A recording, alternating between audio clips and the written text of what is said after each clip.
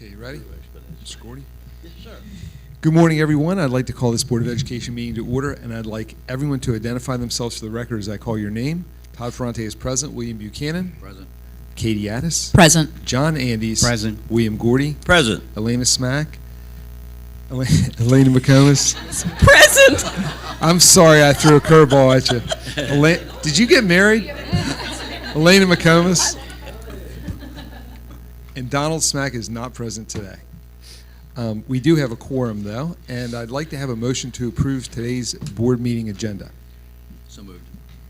Motion by Mr. Buchanan, Second. and a second by Ms. McComas. All in favor? Aye. Any opposed?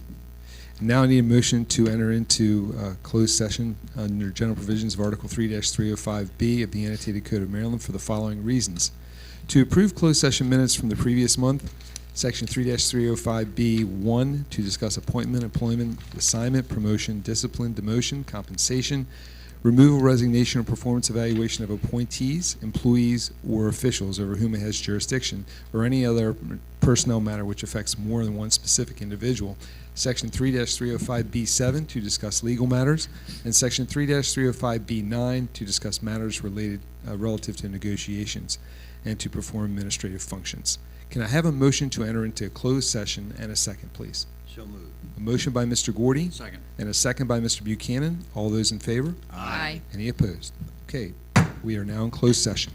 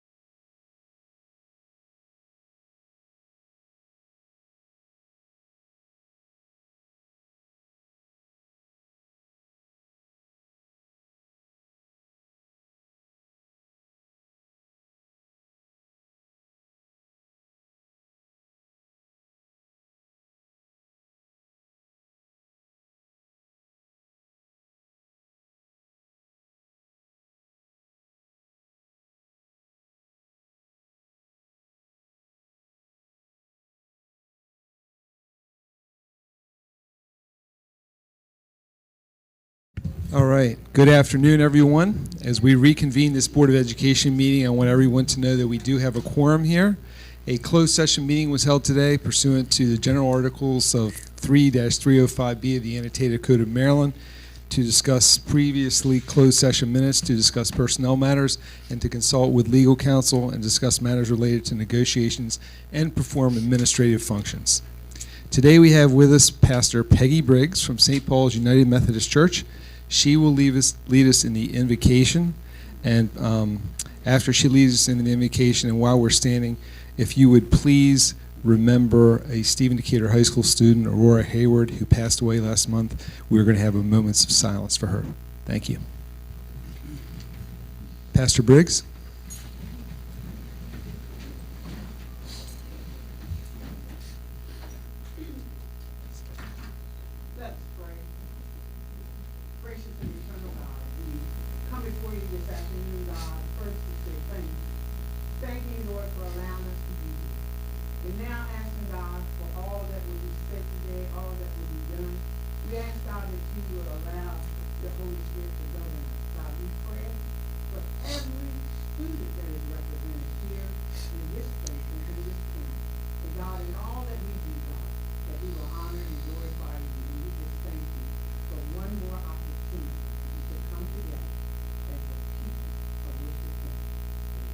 Amen. Please have a moment of silence for Aurora Hayward.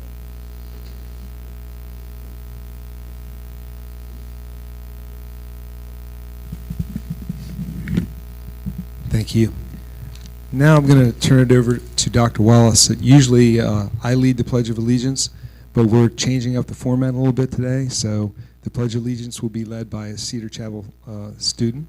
And Dr. Wallace, go ahead. Yes, thank you, Mr. Ferrante. As part of my 100-day plan, I envisioned a series of new recognition programs to honor our staff and students across the district. I'm honored to introduce the first of these, Every Child's Voice a Leader, and I'll give Ms. Katie Addis credit because she asked me a question during the first interview that I pondered, and then came back in the second interview with this program, so I credit her for this as well. Through this program, school system staff are invited to nominate students from any grade level who exemplify the qualities of respect, responsibility, service, and civic engagement. These are the students who remind us that leadership comes in many forms, often through quiet actions, kindness, and a positive example set each day. It is my privilege to recognize our very first Every Child's Voice a Leader honoree, Mason Sennhauser from Cedar Chapel Special School. Mason, can you come up?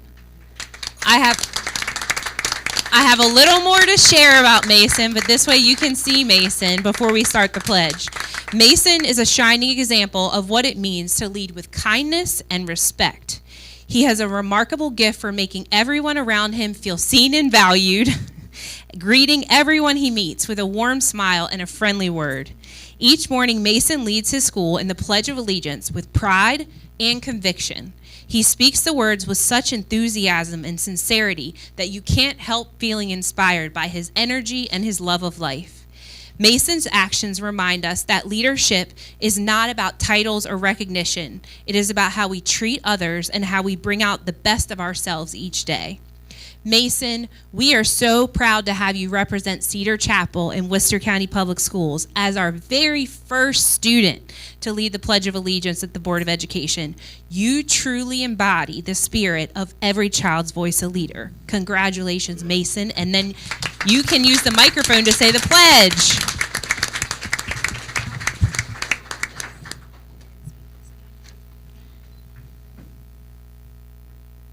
I pledge allegiance to the flag of the United States of America and to the republic for which it stands, one nation, under God, indivisible, with liberty and justice for all.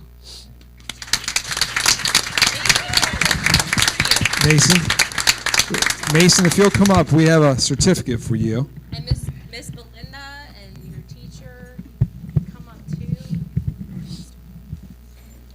I got it. Congratulations. Can we take a picture? We face this way.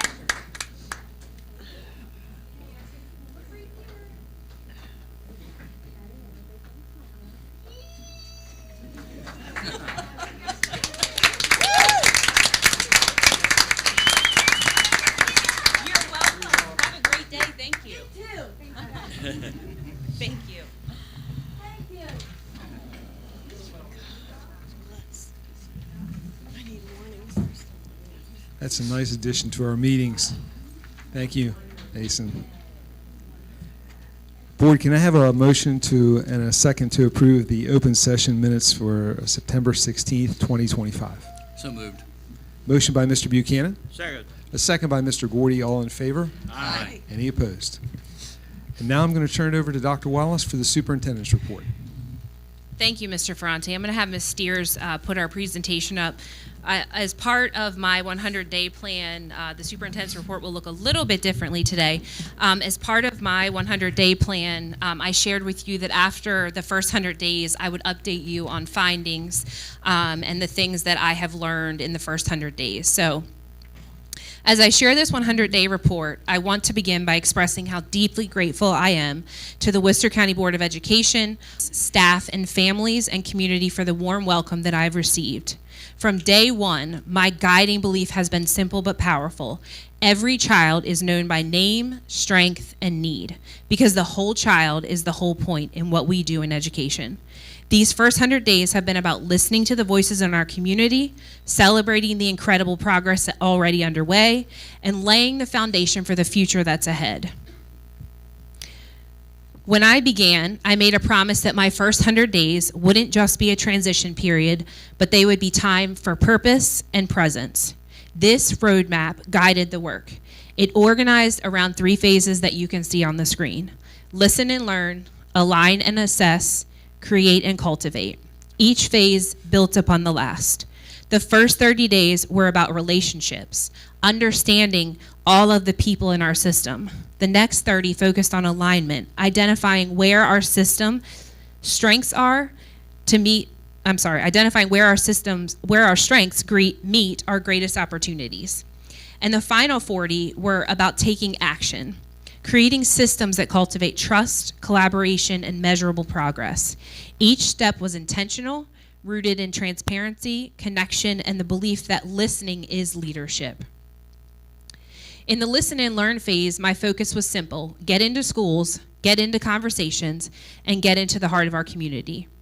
I have met individually with each principal, and actually I think I might have one left on my list to meet with members of our executive team. I've met with board members. I'm working my way through meeting with our county commissioners, as well as other key community partners, some of who I talked to today about setting up some meetings. I visited our summer academies, and we've been in our classrooms. One of our executive team members has been in our classrooms probably every day of this school year so far. We researched a leadership capacity assessment for district leaders to grow and better understand where our collective strengths lie so that we can grow together. And just as importantly, we began strengthening how we communicate. We introduced a new superintendent's webpage, launched the WCPS Insider biweekly newsletter for our staff, and we began connecting with our community through Top Knot Soup Social Media Academy, which is a nod to the fact that I've probably for my whole career always worn my hair in a bun. It's very easy to do. It's quick getting ready. These were small steps towards the larger goal, ensuring that communication across Worcester County is not just clear, but it's connected. The first phase affirmed something I already believed in, that our greatest strength in our district is our people, their expertise, their dedication, and their deep love for our students. As we moved to assess and align, the goal shifted from listening to leading with what we heard. We analyzed data across multiple measures, from state assessments to national measures like iReady, and saw that Worcester County continues to lead in academic achievement, and that is something to be very proud of. But our work also showed that excellence must be for every student. We have room to grow in ensuring that all children, regardless of background or circumstances, reach proficiency and thrive. To build alignment around that vision, we held our annual leadership retreat, where we used the Gallup's Clifton Strengths Finder assessment to identify and leverage what each leader brings to the table. Together, we articulated a shared vision to know every child by name, strength, and need. We also began intentionally building a culture of appreciation and celebration. We launched 3 new recognition initiatives, which you will see come to life today. The Surge Awards, celebrating students whose kindness, resilience, and leadership energize our schools. The Heartbeat of Worcester, honoring staff whose dedication and service embody the best of who we are. And you already saw earlier every child's voice a leader, recognizing students who represent their peers by leading the Pledge of Allegiance. These programs have one common thread. They remind us that excellence doesn't happen in isolation. It happens in a culture that values people, uplifts all voices, and celebrates progress every day. And speaking of voices, I created the Superintendent Advisory Panel with the help of my team, meeting with students, meeting with teachers in 3 separate cohorts, new teachers, our Teacher of the Year cohort, and a randomly selected group of people, support staff, and WCTA will actually be involved in that as well, in those groups. Support staff and our bus contractors, which I haven't gotten to all the groups yet, but we're working on getting there. All the meetings have been scheduled. But each of these groups gives me a very direct line to the people who do the work every day, ensuring that decisions are informed by real life experiences of our community, students, and staff. And I want to point out one thing that's really important to me. Carrie is probably frustrated because I'm going off script. But I want to point out one thing that's really important. The groups of students that were selected, and I spoke to community panels about this, I spoke to our board about this, the student groups were randomly selected students. That way, Bill Buchanan board member's child doesn't get selected for every single thing on every single panel, because then people like me, who had no kind of political or connection with anyone important. My parents were very hardworking, middle-class people who no one knew. And the little Annettes never get a face at the table. So it was very important to me that these students and staff were randomly selected. Also, because then, and I love our principals, they're all wonderful, but no one's going to send somebody probably who's going to complain about their school. And I want real feedback from our teachers. So the randomly selected teachers is also a really important part of that. By the time we reached Create and Cultivate, the focus was on building lasting systems and structures that ensure continuous improvement and accountability. One of the first major steps was reaffirming our district-wide literacy goal. Every child in Worcester County will read on grade level by grade 3. We conducted a triangulation study, which you will hear about today in the board presentation, in which we analyzed every single child's progress, identifying who needs the intervention, and ensuring that we are implementing those supports with fidelity. We examined our MTSS process, reaffirmed our commitment to use plans for success, which we've been using prior in our district for years. It really, I believe, and Dr. Andes was here, was the trajectory for us becoming the top performing system in the state of Maryland. And ensuring the appropriate use of high-quality instructional materials to meet students' needs. We also began looking very closely at vertical articulation, how we can support students as they transition between grade levels and transition between schools. And we have some exciting things on the horizon that as we make some decisions as an executive team and school teams, we will be probably sharing with you at a later date. Because we know that consistency builds confidence. And we are strengthening our teacher efficacy through professional learning that is practical, focused, and aligned to our goals. As we look ahead, we're preparing to launch our strategic planning process in early 2026. This plan will align with the blueprint for Maryland's future goals, values, and aspirations for Worcester County's community. Finally, we've continued to expand community engagement through initiatives like Diet Coke with the Superintendent, casual drop-in sessions, it's my favorite drink, I'm surprised I don't have one up here with me, casual drop-in sessions at local McDonald's where parents, students, and community members can stop by, share ideas, and have authentic conversations, and one of those has been held, and it was a great morning. Later this month, we'll also begin presenting to school improvement advisory committees to ensure that our vision is both shared and sustained. On this next slide, you're going to see 2 things that I discovered were really important for us to focus on as we move forward as a district after our listening and learning sessions. And that is, number 1, recruiting and retaining highly qualified educational professionals, specifically hiring and recruiting educators who look like our students, and seeking candidates whose background and experience mirror the communities and the cultures of our students. We are strengthening recruitment pipelines, getting in touch with college presidents of local HBCUs and colleges, as well as ones in the South and a few in Pennsylvania that put out a lot of teacher candidates. We are developing local talent. We are growing your own. You can look no further than I think we posted some things about our students at the Nest who are finishing their early childhood program, some of which who are going directly into college, and they will be coming back to teach with us. That seems to be a very successful program for us. And we are also accelerating hiring timelines. We're streamlining the recruitment and hiring process to make sure that we grab up those very best candidates very quickly. One of my other extremely important things to me is not just a focus on literacy in grade 3, but a focus on literacy in general. A couple of things that I was always excited to do since I've become a superintendent was books from the back seat, which I started as an assistant superintendent, where I give away books to students as I'm visiting schools that I keep in the back seat of my car. That's why they're called books from the back seat. And then really excited because my favorite food is pizza. And I really think it was due to the Book It program. I think I can blame the Book It program. Does anybody remember in the room the Book It program? Thank you. All the 90s babies remember the Book It program.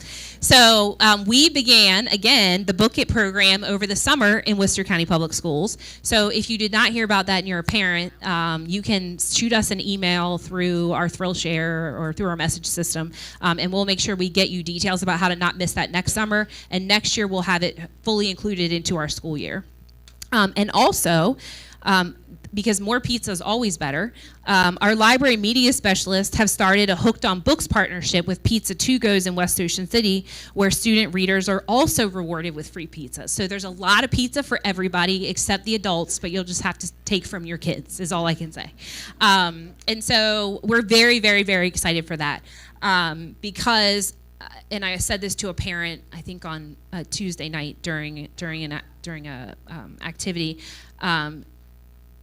creating and cultivating kind students who care for our community and care for each other is probably my number one, but my number two is creating students who are literate and who can go out and participate in the active world.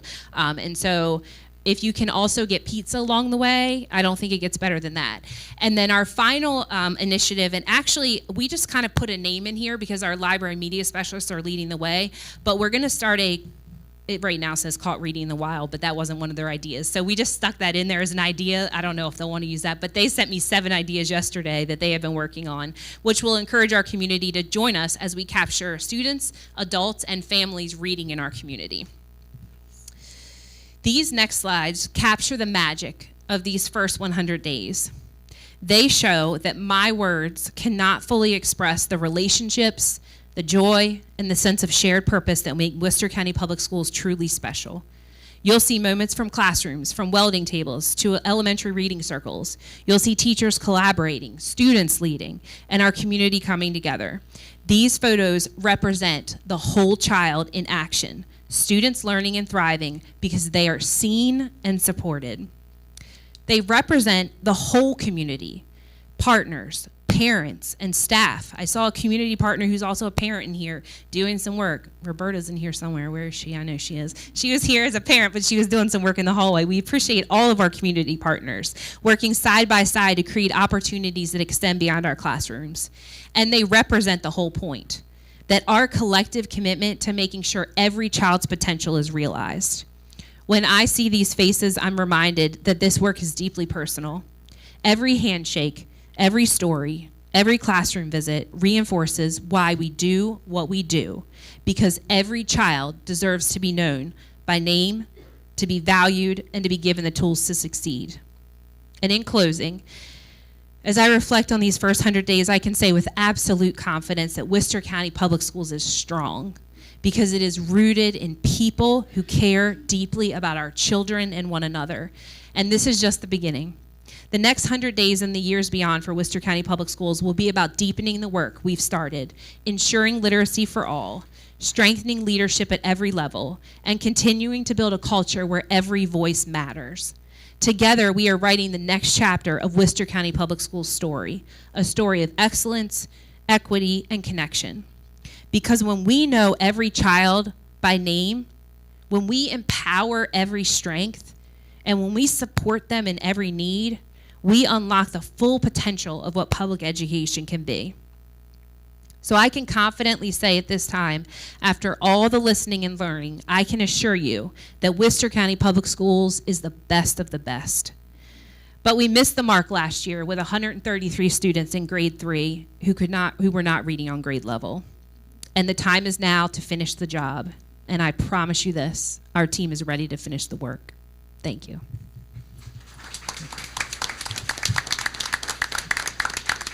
Thank you, Dr. Wallace. And I know it's been a busy 100 days because it's hard for me to get an appointment with her. So it really is. But she's been very busy and she's worked very hard. So thank you for that report. It's now time to turn it over to our student representatives who are going to give their reports from their respective schools. And we're starting this month with Kanye Reed from Pocomoke High School. Kanye, you have the floor. Thank you. Thank you, Mr. Ferrante. As you said, I am Kanye Reed, the student board representative for Pocomoke High School. Here's what's been happening at Pocomoke High School this month. On October 1st, the FAFSA opened. We are proud to report 73% of our senior class has already completed it. We held our second senior portrait session on October 16th with, my apologies, with 91 of 97 seniors now finished. Ms. Lyons and Ms. Cloud launched our first career cafe on Tuesday, starting with our 9th graders. This Saturday, Ms. Crease, our school counselor, will host a college application support session at 9 a.m. to noon for seniors. College visits and recruiter meetings are ongoing. Students have already visited Morgan State, Towson, UMD, and Salisbury University, with more trips to come. Regarding athletics and activities, all of our athletic teams had a strong regular season and are moving toward playoffs.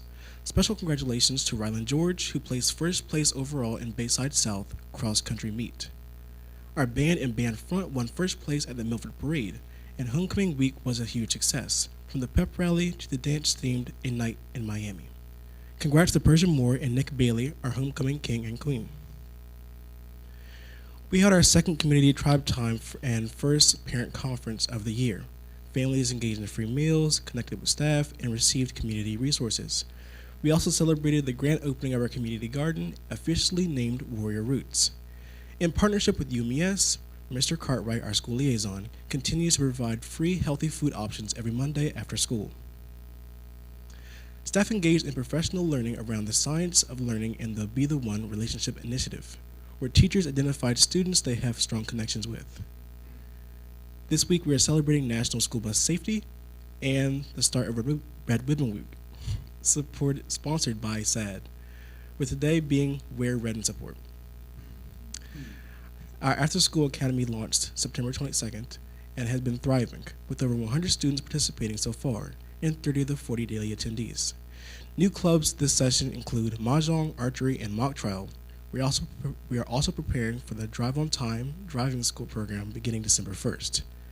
Looking ahead, we are preparing for the ASVAB on November 11th, report cards November 14th, American Education Week, and National Honor Society inductions on November 19th, where 37 students will be recognized. Finally, we are proud to share that our AP Scholars overall proficiency rate increased by 20% this past spring, a great reflection of our students' hard work and our staff's dedication. This concludes Pocomoke High School's Board of Ed report. And now on to Worcester Techs. At the start of the month, staff dove right into our district Science of Learning initiative, where they attended a half-day professional learning series on cognitive science and strategies to help build working and long-term memory. Staff has since attended 2 school-based professional learning series on the types, purposes, and applications of formative assessments and how the right formative assessments can be powerful instruments for better teaching and learning. In addition to this, our career and technical student organizations are off to a hot start.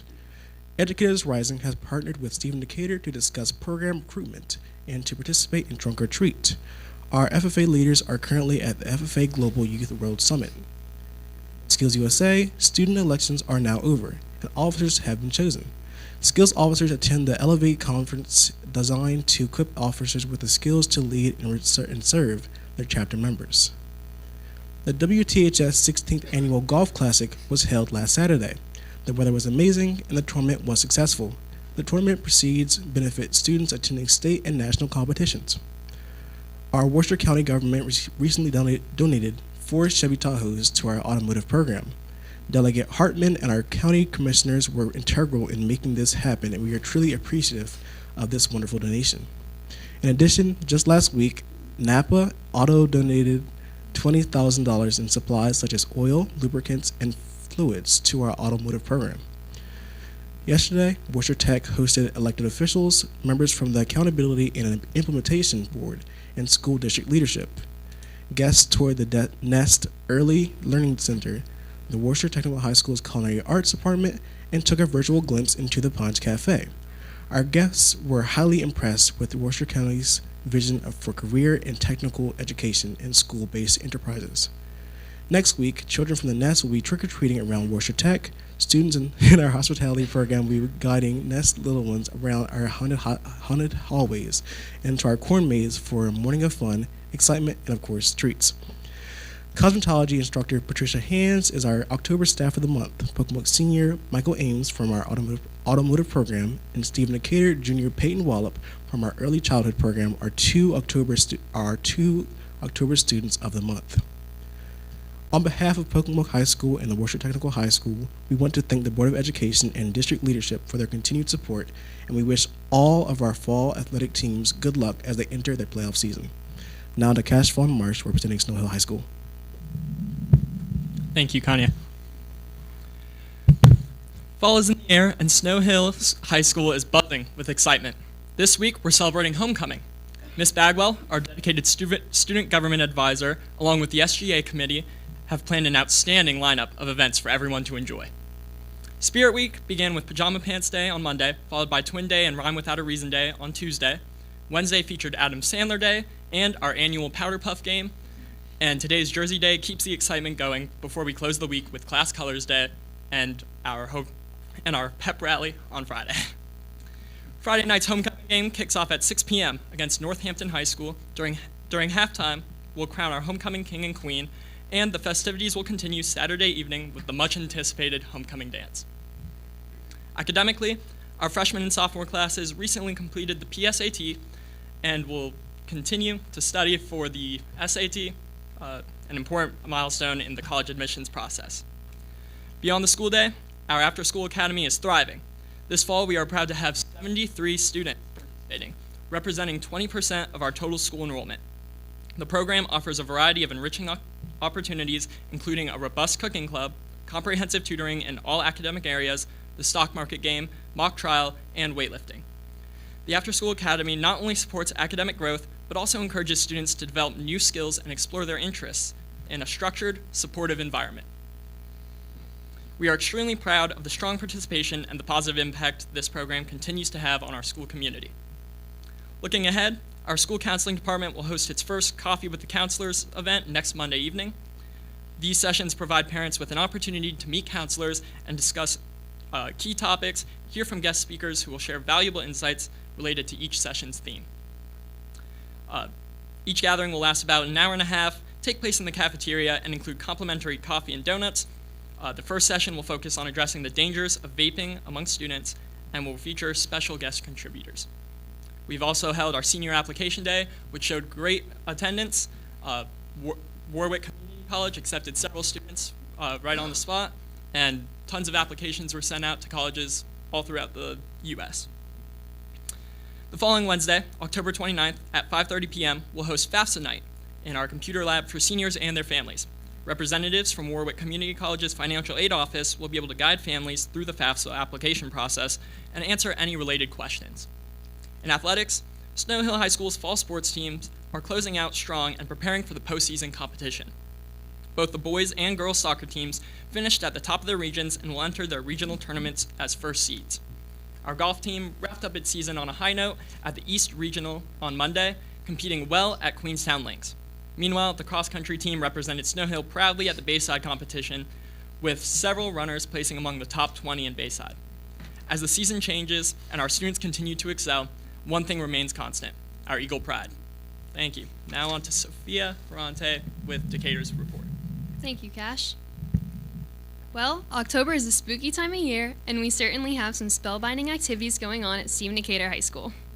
For starters, we've had some very special accomplishments and celebrations in the last couple of weeks.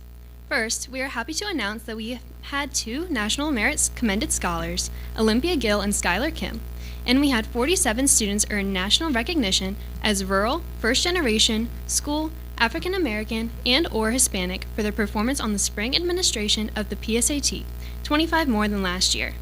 We also inducted new members of the National English Honor Society and recognized over 50 students for their outstanding volunteerism at the Presidential Service Awards ceremony in early October. Finally, congratulations to Miss Hathaway for being named Coastal Style Teacher of the Year for 2025. Homecoming went exceptionally well as we experienced outstanding participation for both our dress days and our after-school events, including homecoming game night, the spike ball competition, and the annual Powder Puff football night, and the yearbook-sponsored homecoming dance.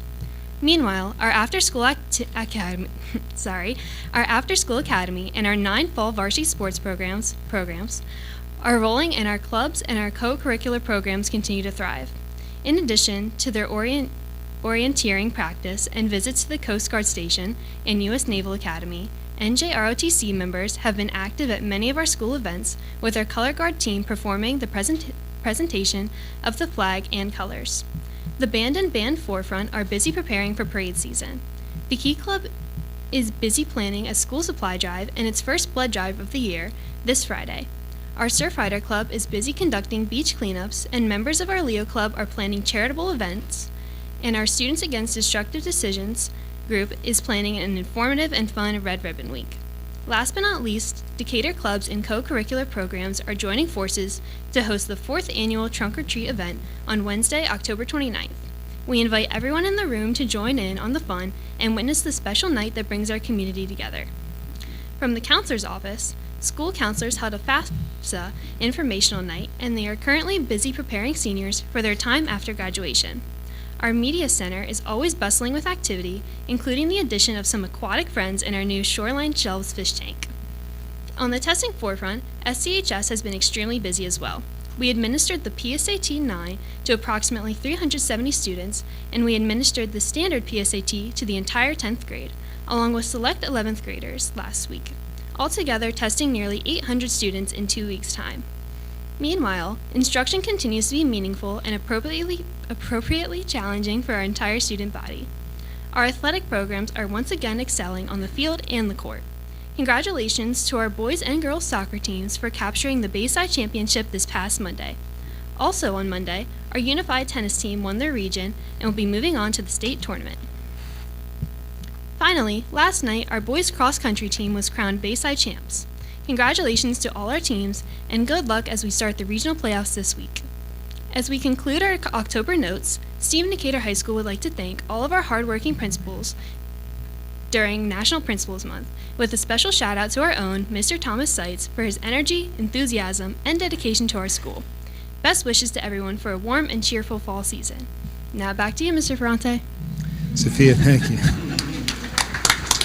Sophia, Cash, and Kanye, thank you. You guys do a great job. You make it seem seamless, and we appreciate you taking the time out of your busy schedules to be with us today to give us those reports. So thanks again. It's now time to recognize any audience organizations that are with us from the following groups. The Worcester County Retired Teachers Association. Anyone here from there? I am.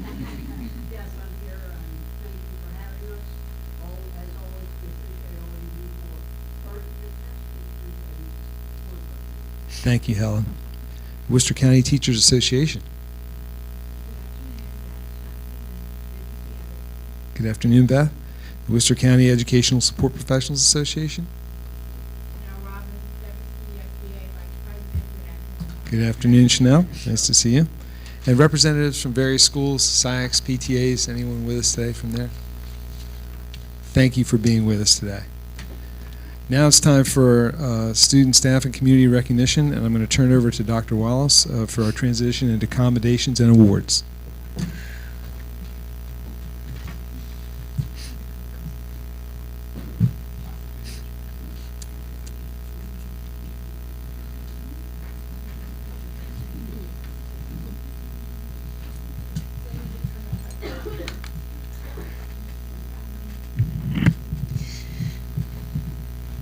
I just show my age as I take off my glasses so I can read. I refuse to get bifocals as of last week at the eye doctor.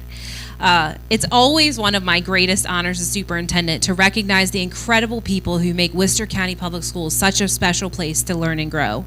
This afternoon, we launched 2 recognition programs that shine a light on those who exemplify the heart, the energy, and the spirit of our school system. The Heartbeat of Worcester Awards and the Surge Awards. The Heartbeat of Worcester honors a single staff member who goes above and beyond in service to our students, colleagues, and community. And our Surge Awards recognize students whose quiet strength, creativity, and leadership energize and protect those around them, much like a surge protector keeps the systems we rely running strong. Let's begin with our Heartbeat of Worcester. This month, our first Heartbeat of Worcester honoree is bus contractor Miss Kimberly Purnell, who serves at Ocean City Elementary School as a driver on bus 45. Come on up, Miss Purnell.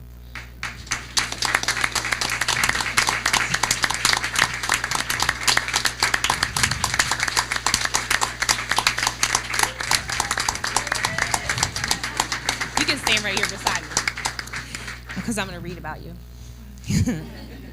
Ms. Purnell represents everything that this award stands for: student-centered impact, excellence in service, collaboration, community engagement, and resilience. She has built relationships that truly matter and creates a warm and welcoming environment as the first face her students see every morning and the last one they see every afternoon.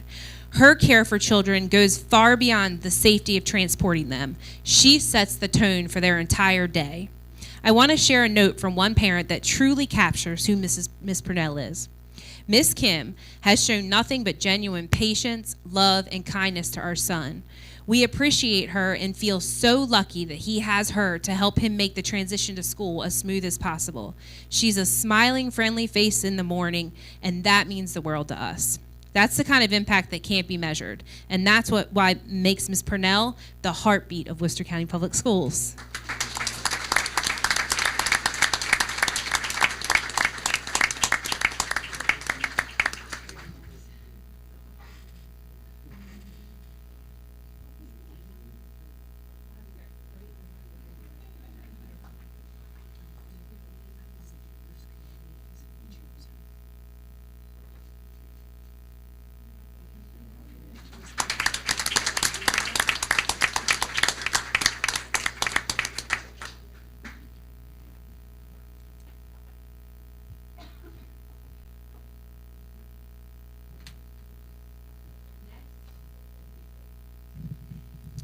Next, we are proud to present this month's inaugural Surge Award recipients.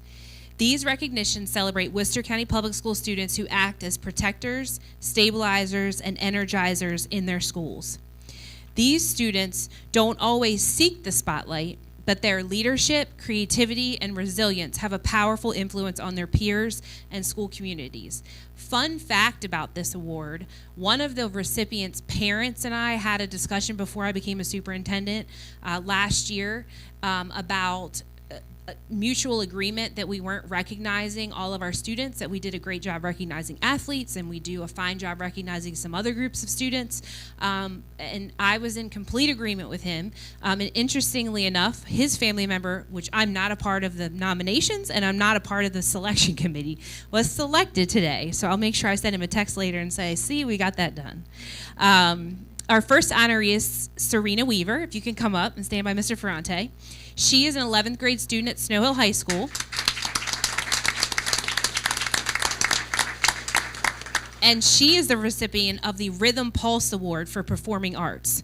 Serena is now entering her 3rd year as part of the school's theater cast. She brings an enormous dedication, humility, and talent to every rehearsal and performance. Her presence ensures not just an outstanding production, but a respectful, hardworking theater community where everyone feels valued and inspired. Serena, thank you for leading with passion, discipline, and example. Congratulations.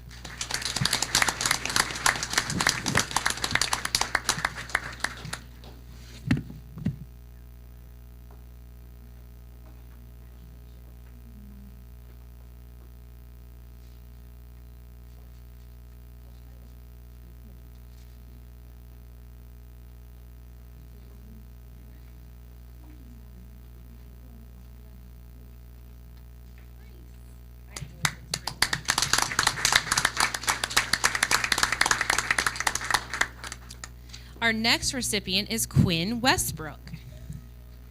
Give her a hand.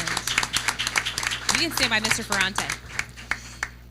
Quinn is a 4th grader at Buckingham Elementary who has earned the Resilient Voltage Award for perseverance. Quinn is a student who listens carefully, works hard, and never gives up.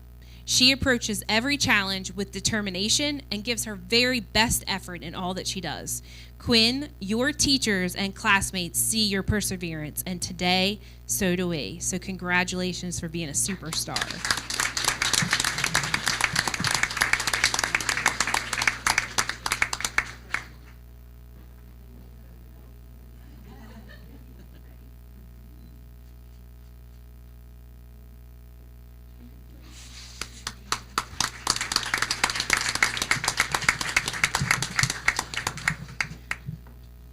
This next one is no stranger to me because we're almost neighbors. But I have watched Jolton Tingle, come on up.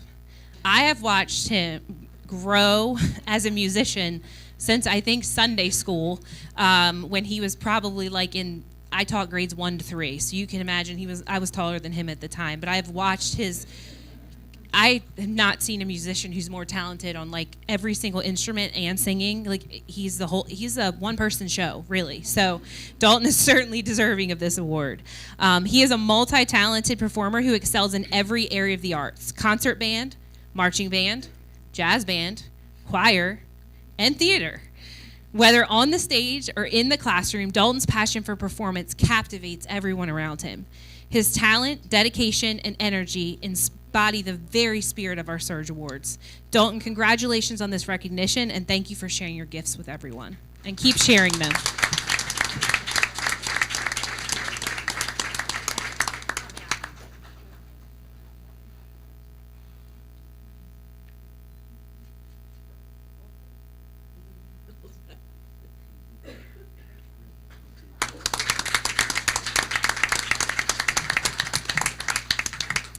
And then our final recipient is Miss April DeShiel. There she is. Congratulations. She's no stranger to growing up in Worcester County Public Schools either with her mom. So she's been here spent a lot of time here. She is a senior at Pocomoke High School. April is known for her hard work, her drive for excellence, and her willingness to collaborate with others. She is always eager to learn, to grow, and lift up her peers through music. Her positive attitude and leadership make her a role model for performing arts program students at Pocomoke High School. April, congratulations, and thank you for showing us what it means to lead, learn, and perform with heart.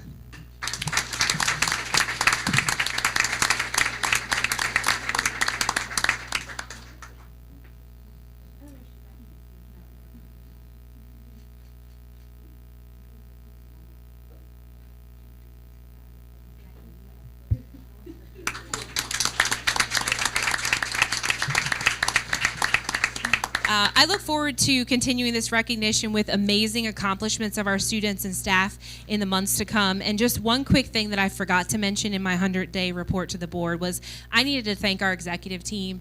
I couldn't have done the work that we've done without their support and the support of our entire leadership team and teachers and staff in Worcester County Public Schools. So I apologize for getting that, but I want to thank all of them. And I think we'll move on to Mr. Sam Slacum now, who has many award recipients, many more than me.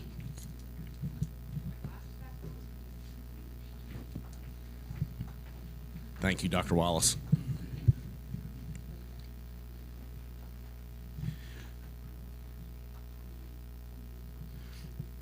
Good afternoon, everyone, and thank you for the opportunity to present today for the Worcester County Public Schools 2025 Spring Sports Recognition Ceremony.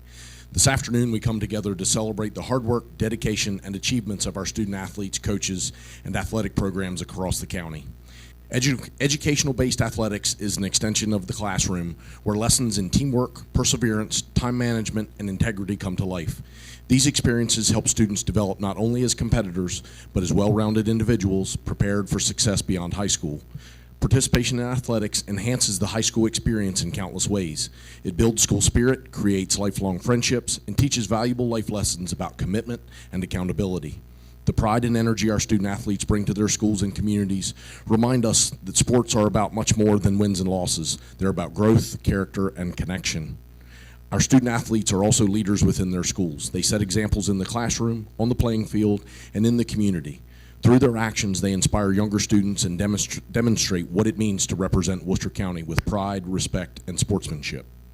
Today we honor their achievements, celebrate their efforts, and recognize the coaches, families, and supporters who make it all possible. Congratulations to all our athletes on a successful spring season, and thank you for representing Worcester County with excellence. First up, we have Snow Hill High School and Mr. Chris Adkins. Thank you, Mr. Slacum. Good afternoon, board, executive team. Hi, Cash, over there. Yeah, and crowd. So first we're going to talk about our Snow Hill 2025 baseball team. They were 1A East Region champions. Their head coach was not here today, but he wrote a speech that I will paraphrase. So looking over this, these gentlemen here were the absolute prime example of grit. These gentlemen here played on May 13th, their first against Mardella, and that game started at 4 o'clock. And I don't know if you guys know, but baseball game is 7 innings. And that game went to 7 innings, and then it went 8 innings, and then it went 9 innings, and then it went 10 innings, and then it went 11 innings, and then it went 12 innings. And then we got to the 13th inning, and the umpire said it was too dark. And so there were 14 that night. It went to 14. Thank you. 14 that night. And the umpire said it went too dark. So they had played almost 2 full baseball games in that one evening. So we go back to Mardella on May 14th, and these gentlemen decide we're not changing anything. They put on the same uniforms that are covered in mud. Oh, by the way, it also poured that day. So these uniforms are covered in mud, and that bus could not have smelled very good on the way there. And they get off the bus, and they play the 15th inning and the 16th inning. And finally, on the 17th inning, they break through, and they beat Mardella. Fellas, help me with the score, 3-2. Beat Mardella 3-2 to become 1A 4-3. Thank you. To beat Mardella to become the 1A East Region 2 champions. When I tell you these gentlemen are full of character, they're full of passion, and they're full of grit. I am not exaggerating. So, 2025 1A East Region 2 champs, Snow Hill baseball team.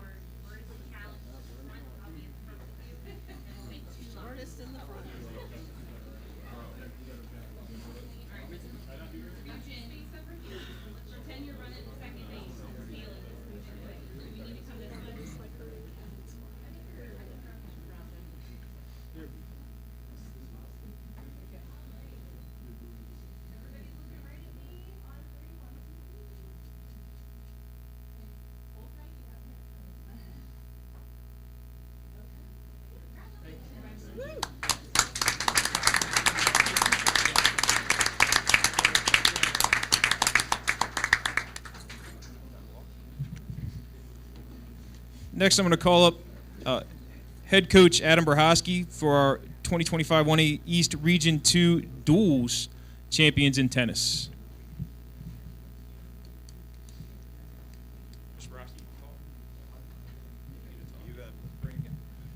I'm going to bring up our mixed doubles team. We got Jay Hardy, and you already know Cash Von Marsh, and this is Coach Kozlowski.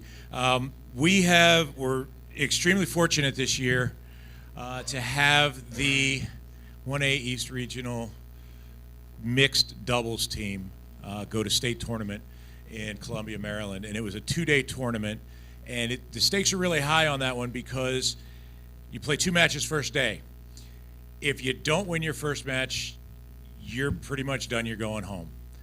Second match decides whether you're going to play in the 1-2 bracket or 3-4 bracket on day 2. So that first day is critically important. Our guys came out here and just really gave it everything they got. And more important than coming in, they lost their second match on the first day, which put them into the 3-4 bracket. So coming off of a loss, recovering, dealing with all those emotions, and knowing you still have to come back and play the next day really showed a tremendous amount. But they were up early the next morning on the court, couldn't wait to get out there, and found out that the other team didn't show up. Which, to their credit, they were both more annoyed, I think, than I was, because that's a competitive spirit that they displayed. They couldn't wait to get out there and kind of redeem the way that first day went, and I know that they definitely would have taken it home either way. It was a tremendous season, and the great part is they're back for more this year. So a lot of hard work, determination. They play tennis year-round and play together, which is what makes them a great team, is they are both constantly pushing each other and striving to be better than they were before, and I'm looking forward to another great trip back. So congratulations.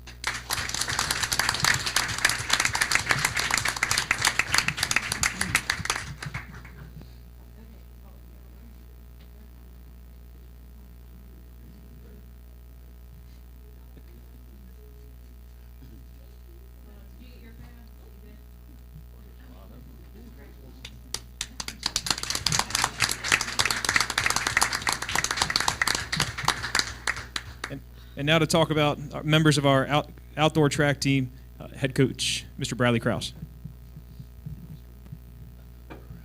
How you guys doing today?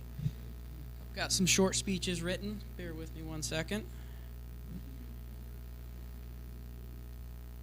Okay, we'll start with Miss Amijah Manuel. Amijah had a dominant first season of track and field. She earned the title of regional champion in the 400 meters.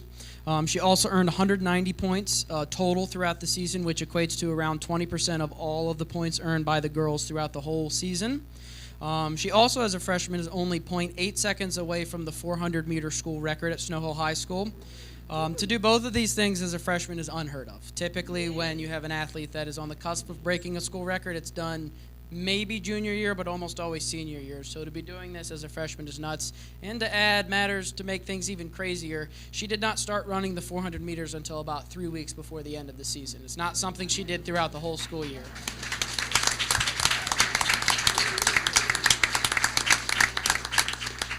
She was also a crucial part of our 4x200 meter and 4x400 meter relay.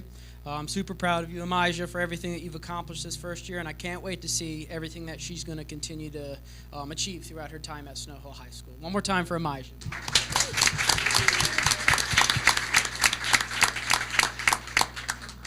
Okay, next we have Miss Allie Suarez-Apacheche. Allie had another dominant season of track and field. She was awarded the Bayside South champion in the 1600 meter and 3200 meter. She was the regional champion in the 1600 meter. She earned a total of 291 points for the girls, which is about 40% of the girls' points this season. And she also broke the school record in the 2 mile by over 20 seconds this season. She is a fearless team captain. She leads by example, showing up every single day, giving 110% of herself. Super proud of Allie and all that she has achieved, and I can't wait to see what she does for her final season as a senior this year. Congrats, Allie.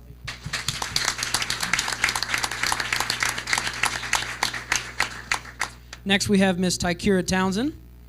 Tykira had a legendary inaugural season of track and field. She earned the title of regional champion in the 100 meter.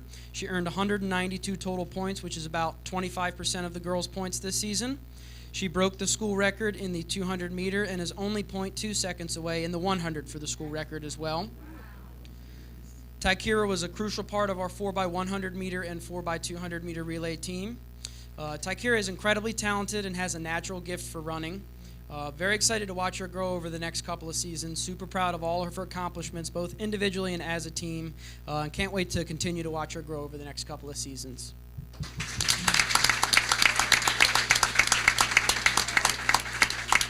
We do have one athlete that could not be here today, Miss Marlon Milburn. She was the 1A East Regional Champion for discus as well.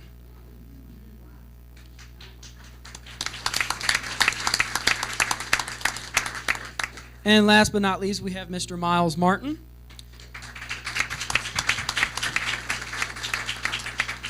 Miles continues to dominate both at the Bayside and regional level. He was the Bayside South champion in both shot put and discus, and regional champ for shot put. He earned 159 of the guys' points, which is around 40% of the full team points. And he is only 7 feet away from the shot put record and 8 feet away from the discus record. So I have no doubt that both of them will be coming this season. Excited to see that. He continues to clean up at every single meet, placing first at almost all the track meets this season. He's got one more incredible year. I'm excited to see all that he's going to go do, but more importantly, I'm really proud of the fine young man and student athlete that Miles has become over the past few years. One more time for Mr. Miles.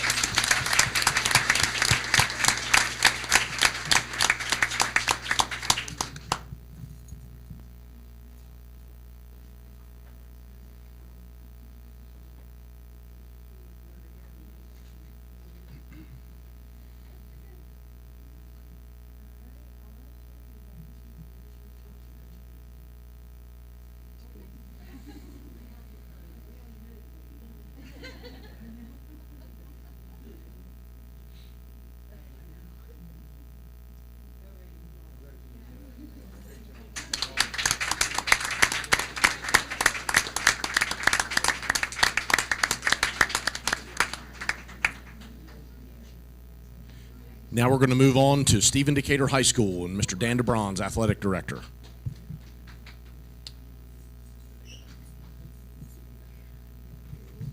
How's everybody doing today?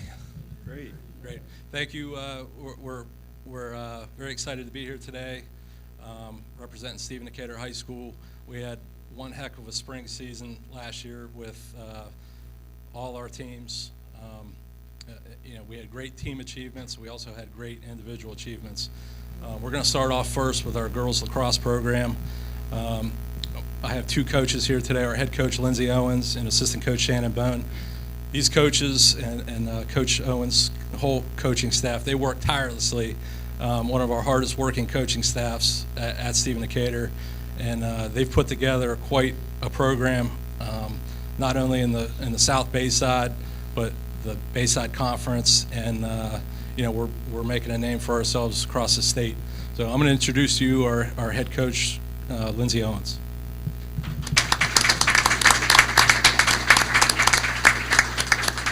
Thank you for having us here today. I'm going to be pretty quick.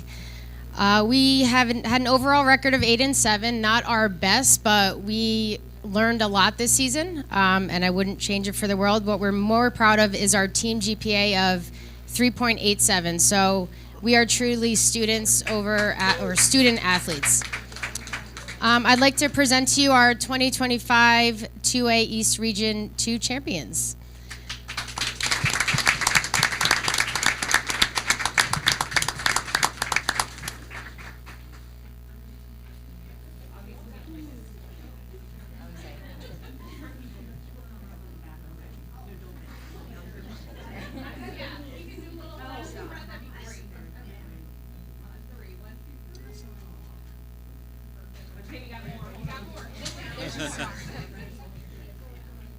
And we have quite a few individual awards I'd like to recognize. For our first team All Bayside South Awards, we have Jill Burton,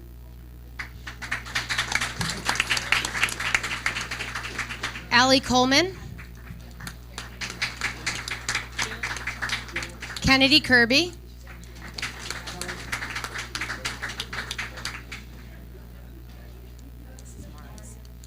Mara Mills, Layla Pascucci, she cannot be here today. Caitlin Shimko can also not be here today, and Layla Hamrock.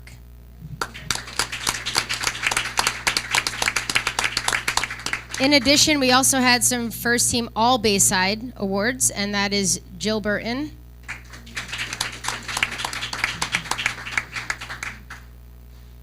Allie Coleman, and Kennedy Kirby. And our last award, this is the first time in our coaching history so far, we had our first All-American, and that's Jill Burton.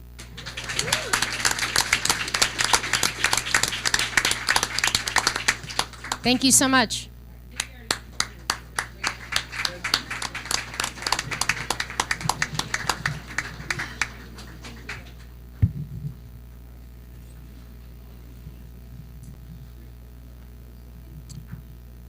All right, our next program that we're going to introduce is another Stephen Decatur powerhouse, and that's our boys lacrosse program.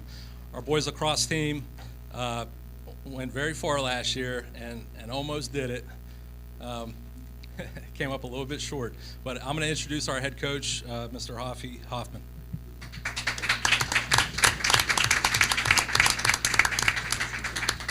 Good evening.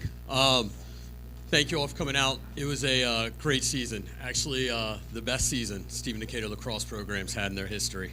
I'm very proud of the guys and all the effort that we put forward, and we look forward to being back in the States again this year. I guess first we'll present the 2025 Bayside Conference Championship Award. Guys, if you want to come up.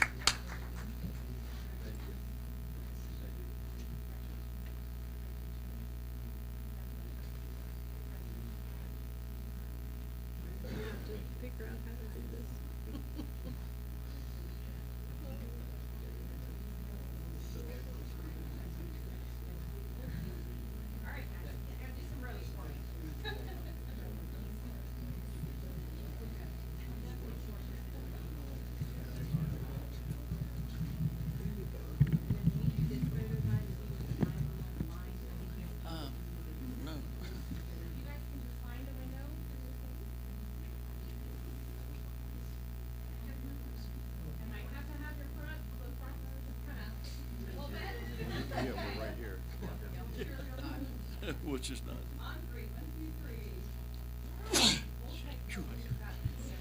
Thank you.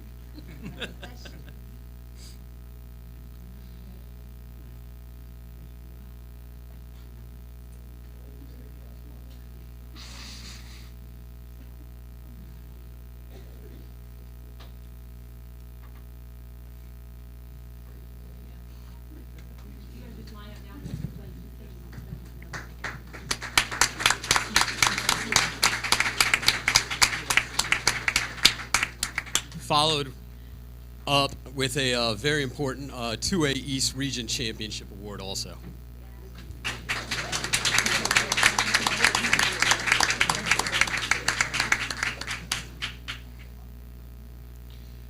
Then followed up by our 2025 2A State Finalist Award.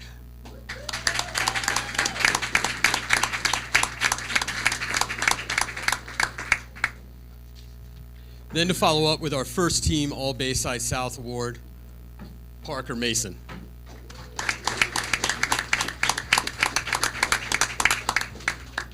Brody Lynch. Ashton March. John Foner. Trey Strickler. Gunnar Kettner,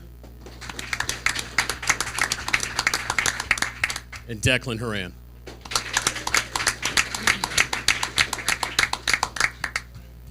And for our 2025 Bayside South Offensive Player of the Year, the award goes to Ashton March.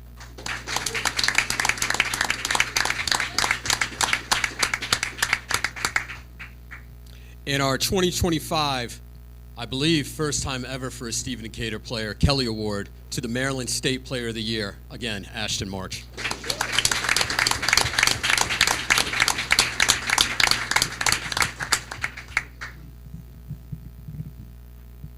We also have one more award. Of course, when you have a season like these guys did, it's only appropriate that the South Bayside awarded Coach Hoffey Coach of the Year, and the Maryland State Lacrosse Association named Coach Hoffey the State Coach of the Year.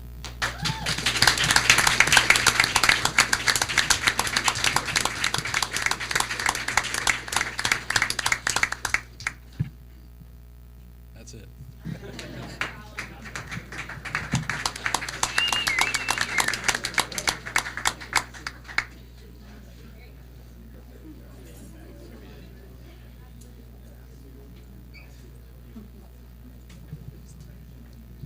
Congratulations, Coach.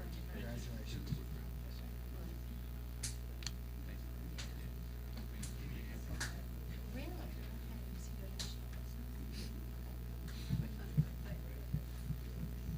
All right, next on the docket, we have our usual suspects here. These guys are here every spring, led by Coach Farrow and our baseball team.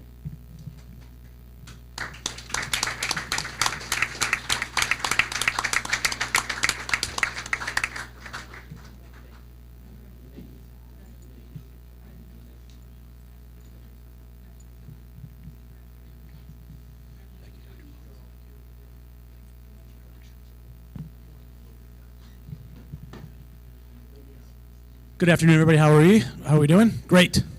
I'm here to represent the baseball team at Stephen Decatur High School. We have one member of the All Bayside team. That is Landon Daniel. He'll be attending Chipola Junior College, which is a powerhouse in the JUCO land. We're very fortunate for him to be back with us, and the rest of these guys here that were Bayside champions last year and have been competing in the 3A East. We look forward to another great year with these returning players and look forward to seeing you next year.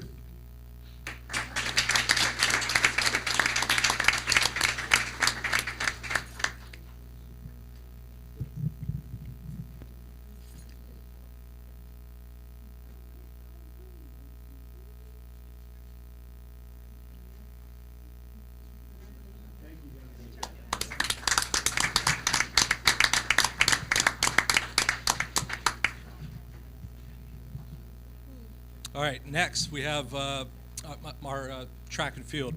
Before I introduce Amaya up here, Coach Hommel could not make it today.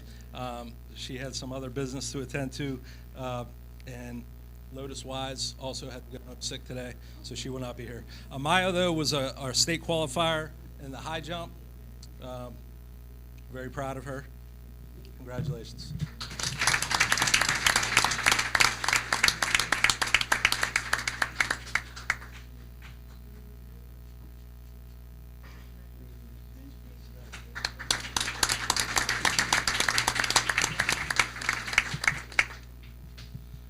All right, next up, we have our last but not least softball.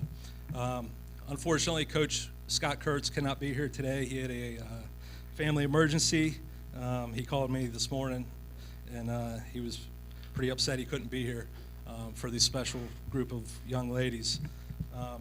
First, we have Coach Kurtz was our conference coach of the year, so I'll accept his award for him. Fortunately for us, we have Coach Truitt here with us today. Coach Truitt was a first-year assistant coach with us. We're very excited to have her, and she's going to talk a little bit about the season. Thank you. Thank you. Good afternoon. My name is Brooklyn Truitt. Thank you for being here with us. I would like to introduce and present to you our 2025 2A State Finalist Award to our Stephen Decatur softball team. You ladies can come forward.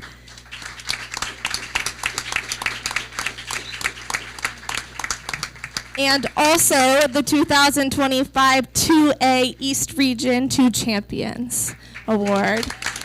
Congratulations, ladies.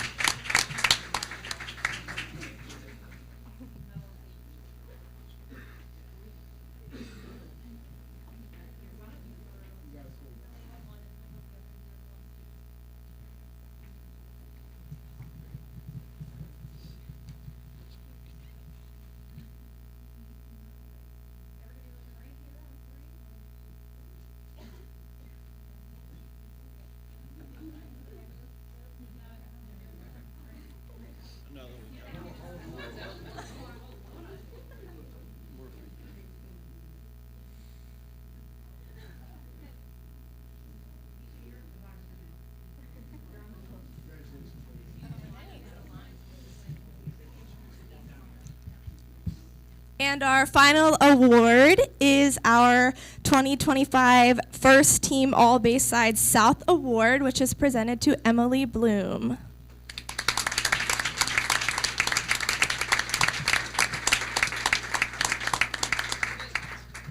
Thank you very much. We'll see you all for fall awards.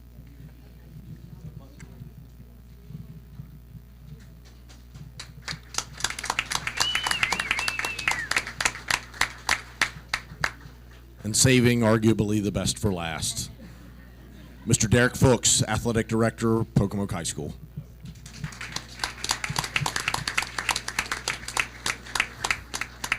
Thank you. Good afternoon, everyone. It's always a pleasure to come up to the board and be recognized, and always a welcoming thing for it. So thank you all for the invite. And I know you guys, it's a little warm in here, so we're going to try to get right to it. I do want to recognize before we start that out of 78 athletes in the spring at Pocomoke High School, that's why we put student in front of athlete. 59 of the 78 athletes were Minds in Motion athletes at Pocomoke High School. That's a great accomplishment.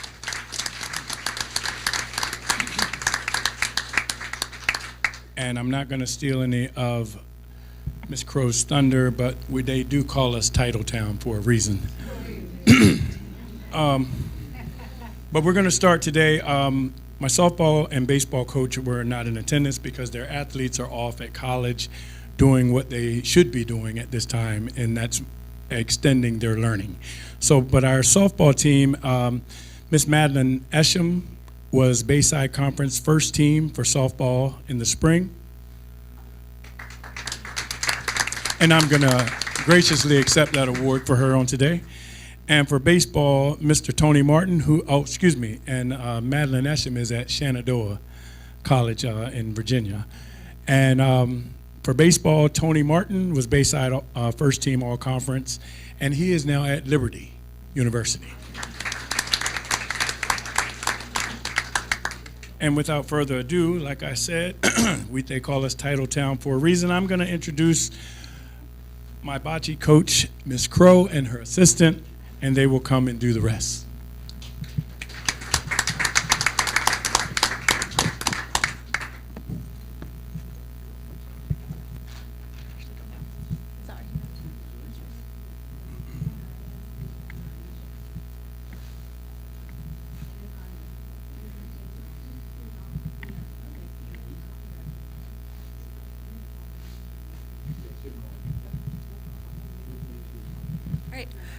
Hi everyone, my name is Rebecca Crow. I am a teacher at Pocomoke High School and one of our bocce coaches. I am here with Megan Hutchinson, our other coach.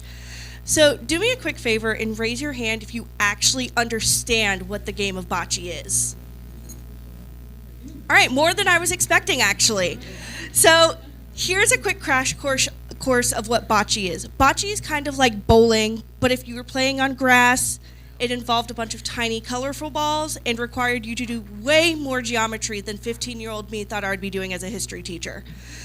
It's a mix of skill, strategy, and pretending you meant to roll it that way.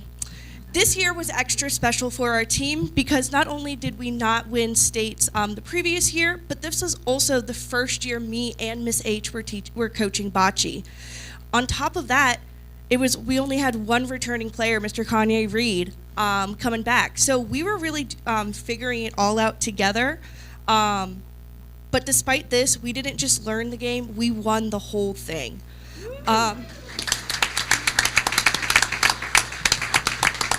Which I think is pretty good for a bunch of people who started the season asking, wait, how do you figure out who's closer? How do the points work again? What makes unified bocce so important, though, is that it's not just about competition, even though Ms. H might disagree with me. It's about connection. Our exceptional learners and their peers supporting each other and proving that inclusion can be powerful and fun. Our team learned patience, teamwork, and how to celebrate every role, even the ones that accidentally went out of the pitch. And through it all, they showed heart, humor, and true unity. We are so grateful and so proud of this group, not only for the medals that you see them sporting so wonderfully, but for the friendships and confidence that have come out of this season. That confidence is a big point for a lot of our students. The confidence, the willingness to stay after school, give up their time, and participate in this amazing sport. So thank you to the Board of Education for recognizing our team and for supporting unified sports, and I hope we can continue to fund that initiative. This is a place where everyone belongs, everyone plays, and sometimes everyone argues about who's closest to the little white ball. So I am so grateful to recognize our athletes. First up, Tristan Purrington, who was our MVP this year. Lanaya Christian, again, this was her first year, and she did wonderful, built a lot of confidence. Miss Mayana Williams, who we are so happy was able to take the time to join us, and our one returning member who has been so vital to our success, Mr. Kanye Reed. All right. Thank you, everyone. Have a great rest of your night. Thank you, everyone. That concludes our program for today. One more round of applause for all of the student athletes for all 3 high schools.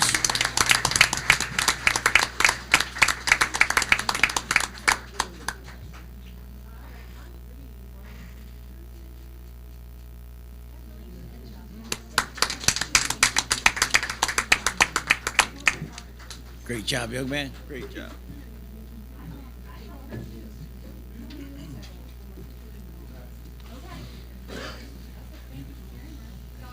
Coach, thank you. It's always a pleasure. Thanks, Coach. Good job. Good seeing you.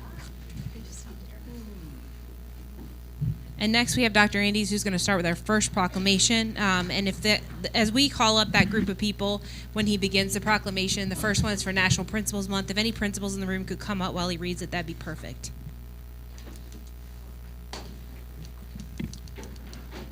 Good afternoon, everyone. National Principals Month, October 2025. Whereas each year the month of October is designated as National Principals Month in recognition of principals, assistant principals, and other school administrators for their steadfast commitment to ensuring that every child receives a quality education. And whereas principals and assistant principals are responsible for the day-to-day operation of their school, which includes leading the instructional program, acting as disciplinarians, managing educational initiatives, and building relationships with students, teachers, parents, community partners, and others to achieve excellence. And whereas principals and assistant principals work diligently to establish a positive tone for their school and provide a supportive and safe school environment where students learn, grow, and thrive. And whereas we are very proud of our principals and assistant principals and sincerely appreciate their ongoing efforts to inspire success and lifetime of learning in Worcester County Public Schools and to promote the importance and the value of public school education in our community. Now therefore be it resolved that the Worcester County Board of Education is pleased to join other boards of education across the United States in proclaiming October 2025 as National Principals Month, encourages the citizens of Worcester County to join in the celebration of National Principals Month by thanking all of our school administrators for their care and concern they show for our children. Be it further resolved that this proclamation be made as part of the minutes of the Board of Education adopted this the 23rd day of October 2025, signed by Todd A. Ferrante, President, Worcester County Board of Education, and Dr. Annette Wallace, Superintendent of Schools. Thank you for your service. Thank you. Congratulations.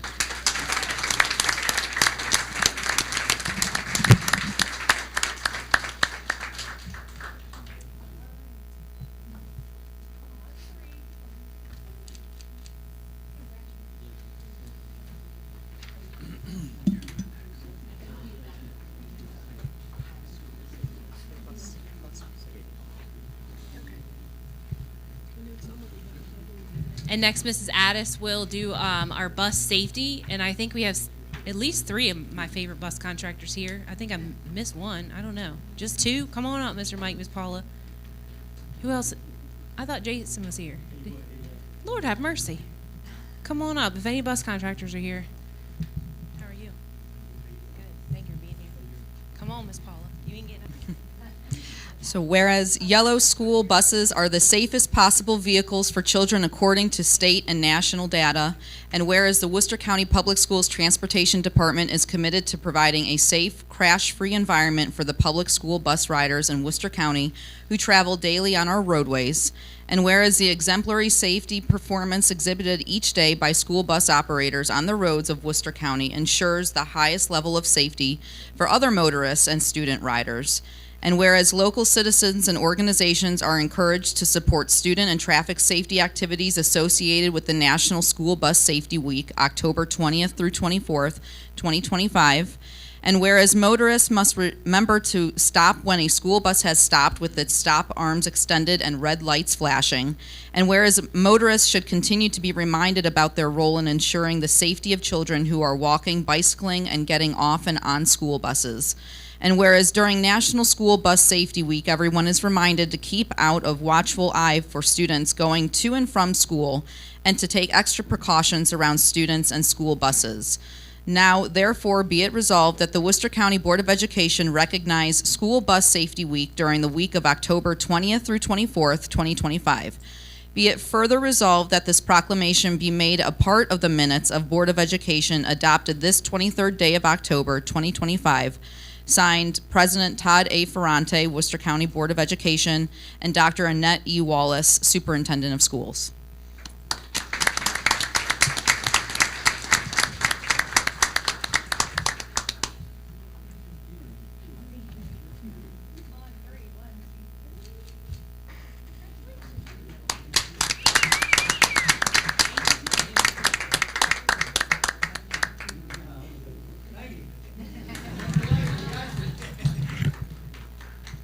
And then our final one is around school safety, and I think we have some of our school safety partners here, so I'd love to have you all come up and join us.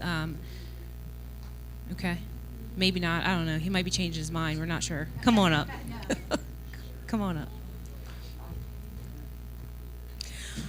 Whereas schools make substantial contributions to the future of America and to the development of our nation's young people as knowledgeable, responsible, and productive citizens, and whereas excellence in education is dependent on safe, secure, and peaceful school settings, and whereas the safety and well-being of many students, teachers, and school staff are unnecessarily jeopardized by crime and violence, such as substance abuse, gangs, bullying, poor discipline in our schools, and whereas it is the responsibility of all citizens to enhance the learning experience of young people by helping to ensure fair and effective discipline, promote good citizenship, and generally make schools safe and secure.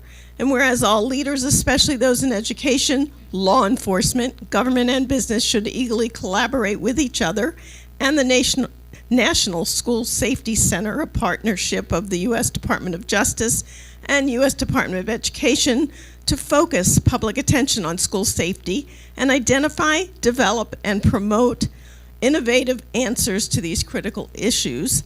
And whereas numerous schools and school districts throughout the country, along with the national programs, are among those innovative answers, and whereas the observance of American Safe School Week will substantially promote efforts to provide all our nation's schools with positive and safe learning climates. Now therefore be it resolved and proclaimed that October 19th through 25th is America's Safe School Weeks. And whereas all state governors, attorney generals, superintendents of public instruction, and legislatures, as well as the president, attorney general, secretary of education, and Congress of the United States, all state and federal judges, civic, fraternal, legal, governmental, and professional associations, and all students and educators in America's schools are encouraged to formally adopt similar resolutions and proclamations so we may enthusiastically work together to make our nation's schools safe, secure, and peaceful places for learning, teaching, and working free of drugs, alcohol, weapons, and fear. Be it further resolved that this proclamation be made a part of the minutes of the Board of Education adopted this 23rd day of October 2025, signed by President Todd Ferrante, Worcester County Board of Education, and Dr. Annette Wallace, Superintendent of Schools.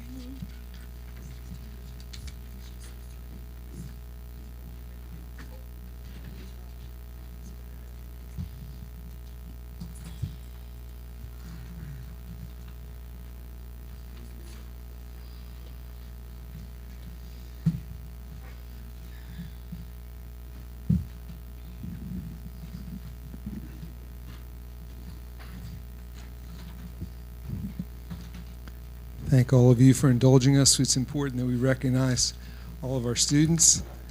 And now we've come to public comment and individual. All the people who've signed up today for the Worcester County Board of Education may speak to up to 2 minutes regarding information, accommodations, or concerns which may need future board attention. Concerns that are specific to an individual, and let me remind everyone, we never refer to anyone by name. You can say employee. And that will not be discussed during open session and should be directed to appropriate district personnel for investigation. When you're called to address the board, please come up, have a seat, state your, and please speak into the mic. While we have speakers speaking, no comments, no noise, because we have a live stream and everybody who's watching it who couldn't be here would like to hear it as well. So please be respectful. Okay? Our first speaker is Pam Hay. Hay.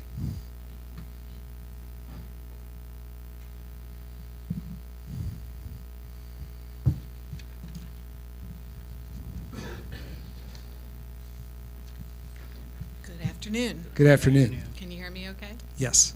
So I wrote it down so that I stay on task. Thank you. My name is Pam Hay. I've lived and worked in Worcester County for 53 years. My sons went to Buckingham Elementary, Berlin Middle, and Stephen Decatur. They are now 49 and 43 years old. They're very young.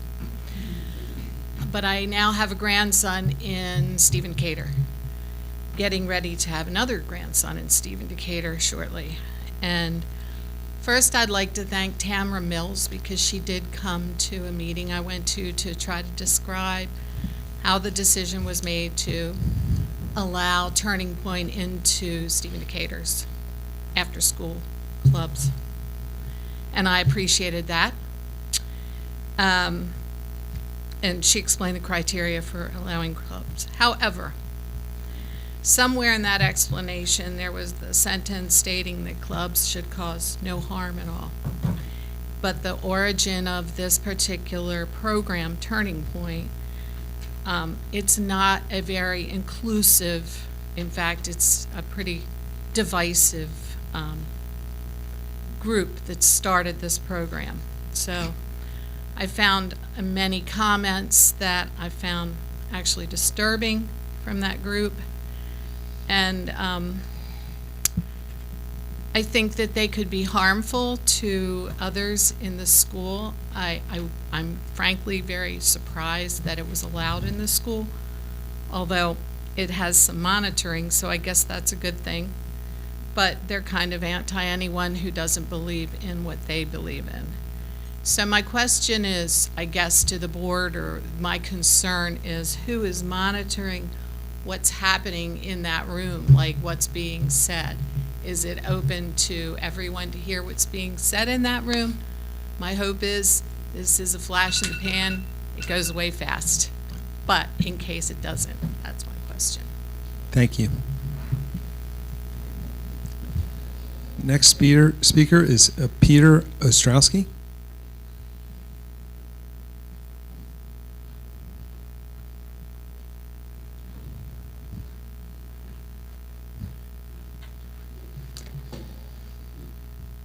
Thank you for the board for allowing me to speak today. And thank you. Dr. Wallace, thank you very much. Number one, I just want to thank you for, I don't get to congregate with the students so much, and so I really enjoy seeing all the students here today, and it's been a real joy for me to be a part of this. Addressing myself first to Turning Point USA, I'm really not sure what everybody's afraid of. As I read the mission statement of Turning Point USA, the club, it's to identify, educate, train, and organize students to promote the principles of freedom, free markets, and limited government.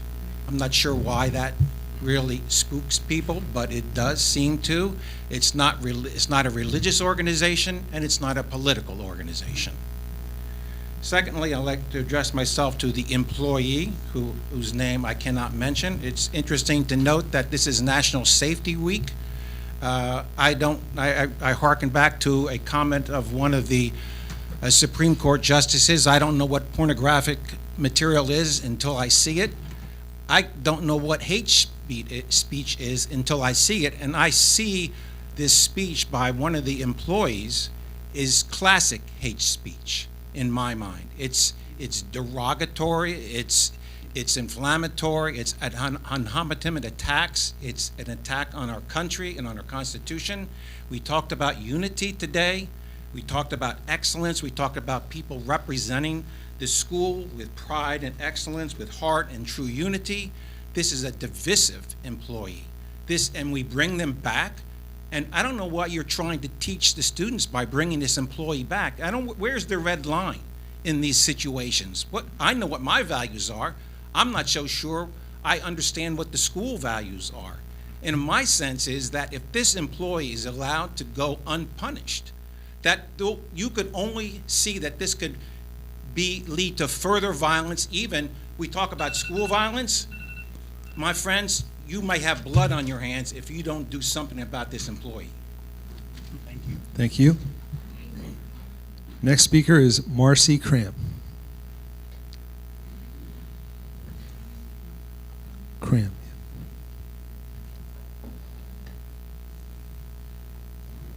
Good afternoon. Good afternoon. I don't come with credentials. Ms. Cramp, pull that mic right up to you, please. Thank you. I'm not coming to you with credentials, but a concerned citizen and a concerned grandmother of children that I have at Stephen Decatur and also Shell Elementary, and for all the other children that are in this area.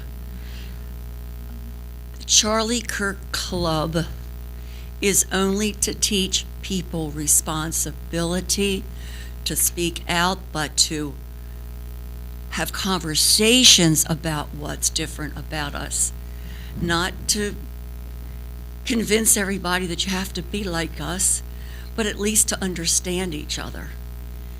There's so much bullying and threatening and violence that goes on in the county schools. A lot of times no one wants to admit it's there, but it is. The Charlie Kirk Club could help people realize that it's not violence. That's not the answer. Hate is not the answer. Calm discussion and knowing the other person involved, that's the way to create a loving and peaceful environment. And I certainly hope that everybody will consider the children who want to join this are interested in also learning to speak before people, learning to acknowledge their differences compared to somebody else in an even temper. Not to go crazy about it, not to slander them, but to have open conversation. And in that, I think we can find peace and a lot less violence in our community as well as our schools. Thank you. Thank you. Thank you. Next up is Patrick Rimmel. Whaley, I'm sorry, I can't read that, sir. Well, wait, sir, wait till you sit down, please. Sure. Just speaking to the mic first. Thank you. Elder Patrick Whaley. I own a business in Norristown, PA. Allentown, PA. I drove 4 hours to get here today for this meeting. I own property at 9252 Bottle Branch Road, Berlin. I'm an alumni of Stephen Decatur, class of 1986. My great-great-grandfather, who was a taxpayer just like myself, grew up in Cinnapuxent by the name of Charles Davis. I have relatives in Berlin, and like I said earlier, I'm an alumni, and I'm here today to protest the Turning Point Club. My reasons why is because I think a school is a place where kids need to learn. It's not a place for diversity. We all know what Charlie Kirk stood for. Some say he was Christian, he taught Christian values. But there's a scripture that tells us about love. If we don't have love for one another, the Bible says that we're as a sounding cymbal. Now, when you preach hate against different groups, about black people, about LGBT people, people that are not white, that is not love. So I'm here today to protest. If we do anything, we need to have a club that brings unity. And I feel that this is not a club to teach people about, because it's not about unity. It's all about unifying the community. It's not about division and bringing division once to another. And if we want to say it's a Christian organization, God is love, and God is about love, and it's about sharing his love one to another. It's not about division at all. And that's pretty much all I got to say. I'm going to be on this. Like I said, I disapprove of the club, and I don't think it's a good thing for Worcester County. Thank you. Thank you. Deborah Fisher Reynolds, next speaker.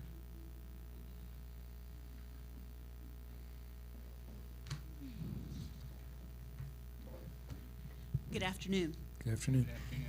My name is Deborah Fisher Reynolds. I live at 148 Ocean Parkway in Ocean Pines. I'm here as a retired teacher. I have my resources and references, and I have my information from the Southern Poverty Law Center. Turning Point USA and Club America, which is the name of their high school program, claim they promote free speech and debate, but instead promote hate, violence, bullying, and threatening students who are different. As a right-wing group promoting bigotry and fascist ideology, the way politics in the United States has become so polarized and partisan is deeply worrying and ultimately an existential threat to American democracy and student safety in our schools. Students need and deserve a safe learning environment to thrive. Maryland Department of Education, Worcester County School Policy says no hate, no bullying, no discriminatory language. Creating and maintaining a safe school is fundamental to positive well-being and academic achievement, pro-social behavior. Student safety is necessary for success. I'm worried this club is not promoting safety. In general, clubs cannot be promoting a specific political party or do anything that would make other students feel uncomfortable. Thus, clubs cannot be supporting anything that makes anyone else feel uncomfortable, threatened, or unsafe. Racism and bullying has been increasing and getting worse in recent years. We support this school administration and teaching teams and their efforts to make schools safe, enhance education, build positive community, support kindness and diversity instead of hate and division. If one student feels unsafe, we all should stand up to defend our neighbors, our students, and our community. Thank you. Thank you. Our next speaker is Pat Barberly.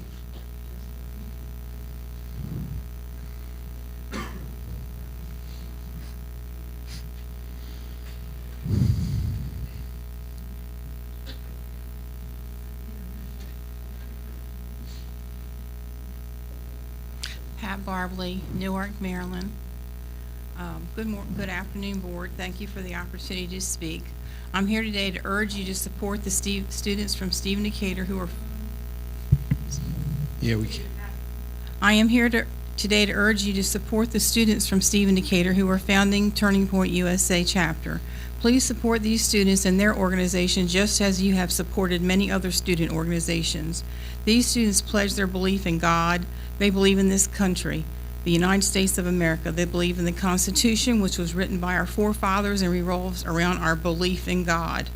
I commend and am very proud of this group of students for standing up for their beliefs and forming this organization, despite intimidating comments made by one of their own teachers. We've already heard some of the posts that were put out, and I am concerned about the intimidation that some students can feel from this teacher and the influence that he could have since he was put on leave briefly in his back. Once again, I want to support the Turning Point, and over 60% of Worcester County voters voted for President Trump, and Charlie Kirk is with this Turning Point organization. I don't see how anybody could have a problem with kids showing their faith in God and our country. Thank you. Thank you. Next speaker is Joan Roach.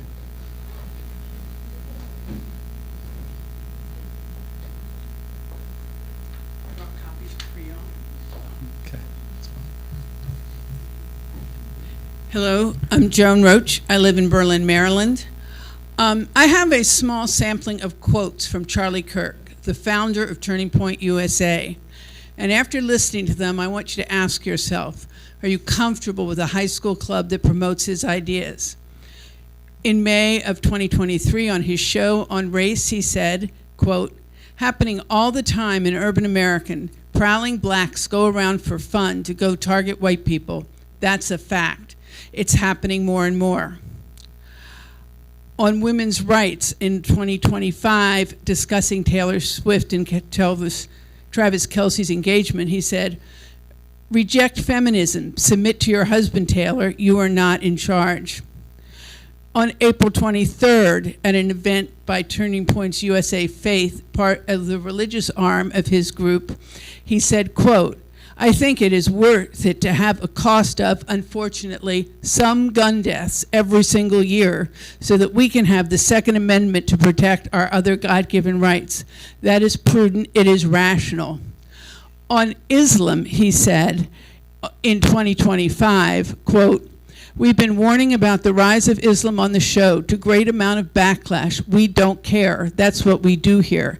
And we said that Islam is not compatible with Western civilization."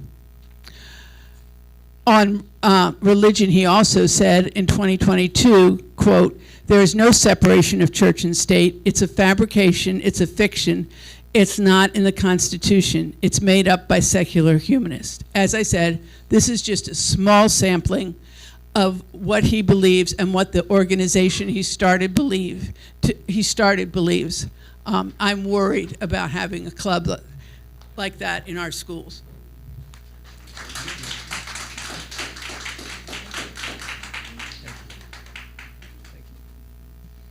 Next speaker is Grant Helvey.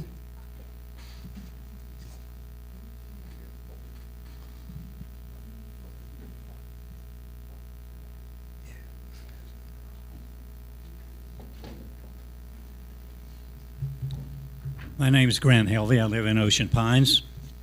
Been there for 30 years.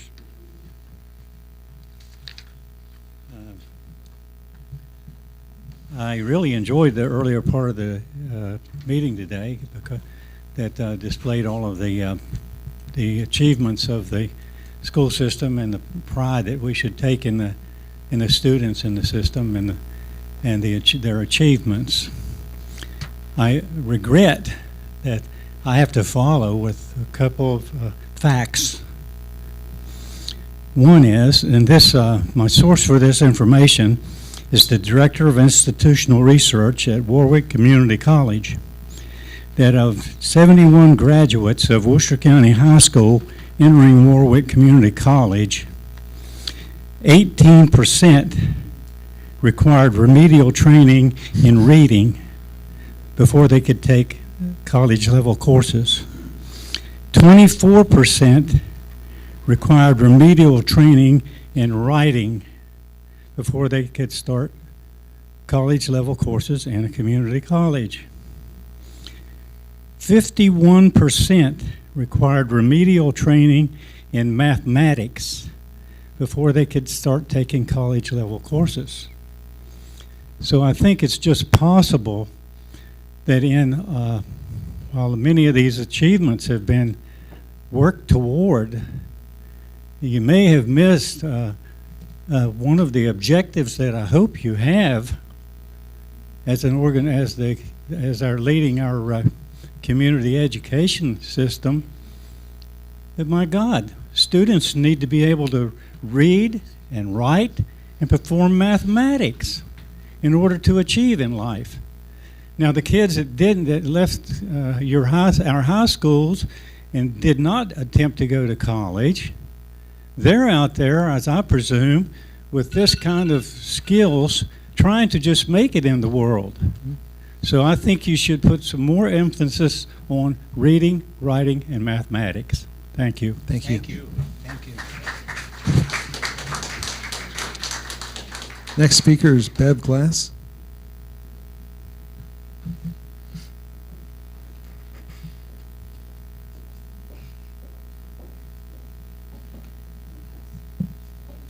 Good afternoon. Good afternoon.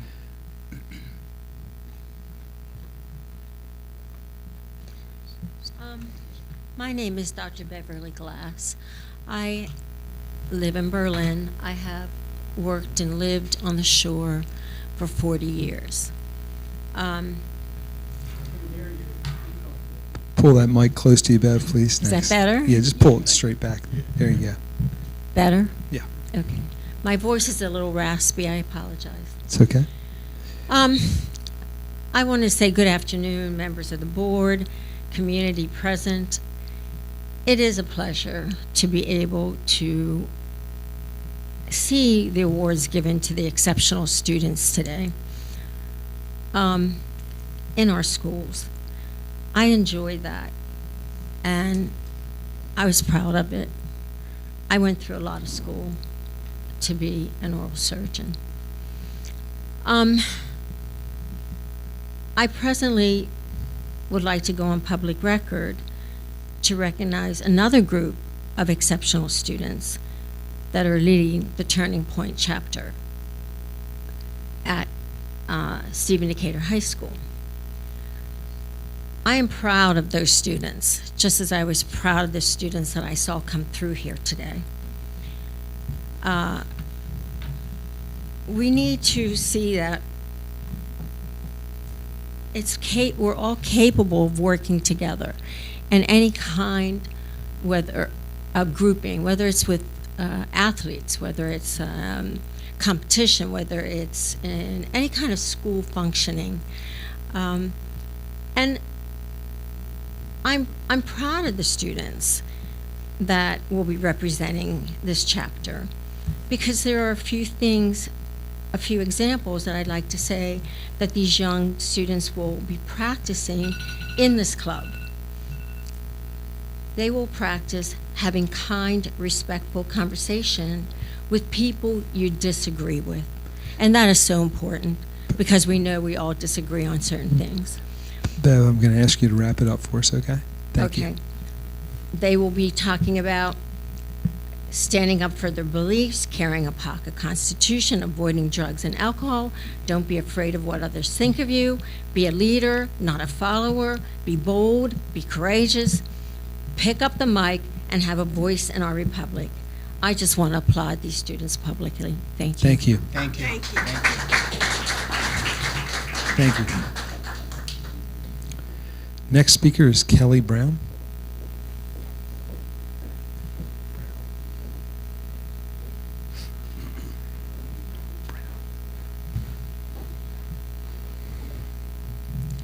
Hello, my name is Kelly Brown. Kelly, pull that mic close to you, please. Thank you. And Okay. just lean over into it so we can hear you. Thank you. My name is Kelly Brown. I homeschooled my children for many, many years. My very oldest was put into the public school system here in Worcester County.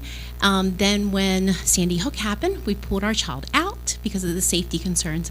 I, in turn, put my child back into your school system for my child, another child, my second child. My first child actually is in college and graduated already, even though she's 18 years old. But my younger one did, in fact, want to pursue some of the opportunities that were here with the schools, be it the tech school, which is fantastic, as well as the athletics that you did have the opportunity today. However, my concern is really about restorative circles, and I appreciate you guys have the opportunity to choose who the teachers are in these schools. However, I just ask for you to have a parent sign off when it comes to these restorative circles. We felt safe with our child being in school. However, at this point, we are concerned only because while you had the right to put the teacher back in place, I did not have the right, just like sex education, which I did not sign off on, I did not have the right to say, no, my child is not going to be in this restorative circle. And it's very disappointing that while I agree the principal did in fact call us and give us the feedback, he was amazing, and the teacher, and they had people in there the day of putting him back in the classroom. My child has had terrors at night, and my child is not feeling safe anymore. I am very concerned that you didn't at least have the opportunity to give me a sign off. That's all my ask is a sign off moving forward. Thank you. Thank you. Next up is the Reverend James Jones.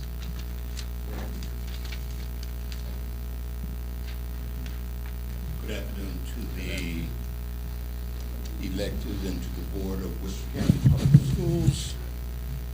I am Reverend James Jones. Many of you do know me. I'm also the convener for the Caucus of African American Leaders on Maryland's entire Eastern Shore, all 9 counties. And we've heard both positive sides and definitely not positive sides about what is going on in the school system today, especially where Stephen Decatur is concerned, with the Turning Point program. After doing extreme search and evaluation, we, the Caucus of African American Leaders on Maryland's Eastern Shore, myself in particular, has realized that the purpose behind the Turning Point, though it may be positive, the orchestrator of this, the person that created this and that has exposed us to it, and mind you, our hearts go out to anybody that transition. We're clergy, and we understand that, and you don't have to be a preacher to love mankind, but to observe everything that is being done in lieu of the person that we're representing here today by talking about the turning points is greatly discredited to mankind. We as a people have enough to deal with today than to be inviting into our school systems what can't do anything but create a downfall and a negative in the days to come, the years to come, and time to come, because we are so imbalanced today. We talk about unity without uniformity, which discredits anything that anybody could present to our counties and our schools that would cause friction, animosity, discord, and eventually even something as crazy as disruptive violence in the schools because of a program Reverend Jones. that means nobody any good. Thank you for your time. Thank you, sir. Next speaker is Karen Abbott.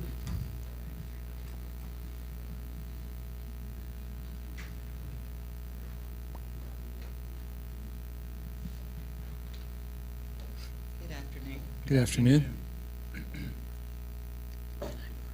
First, I want to say how impressed I was with Warrior Roots the other day.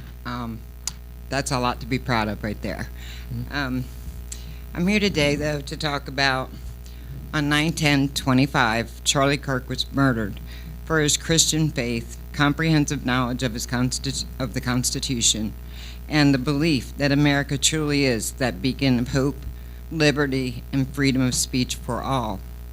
He taught countless youth across this nation to embrace American ideals, engage in civility with those who disagree, in open debate, arming themselves with fact and reason. He knew when people stop talking, violence happens. I applaud the administration, Stephen Decatur High School administration, and the board for sanctioning the students' trip to the commissioners the day that we presented the proclamation. The proclamation was in making September 10th, 25, Charlie Kirk Day in Worcester County. We need to encourage our future leaders within our schools. Sadly, I have to say this last part, I didn't want to, but they have had to endure, these students have had to endure many vile, negative comments, mostly from adults online. I pray that this will stop within our county. We Are Worcester is hopefully not just a slogan, and we are better than this. Thank you. Thank you. Thank you. Next speaker is Hope Bowen.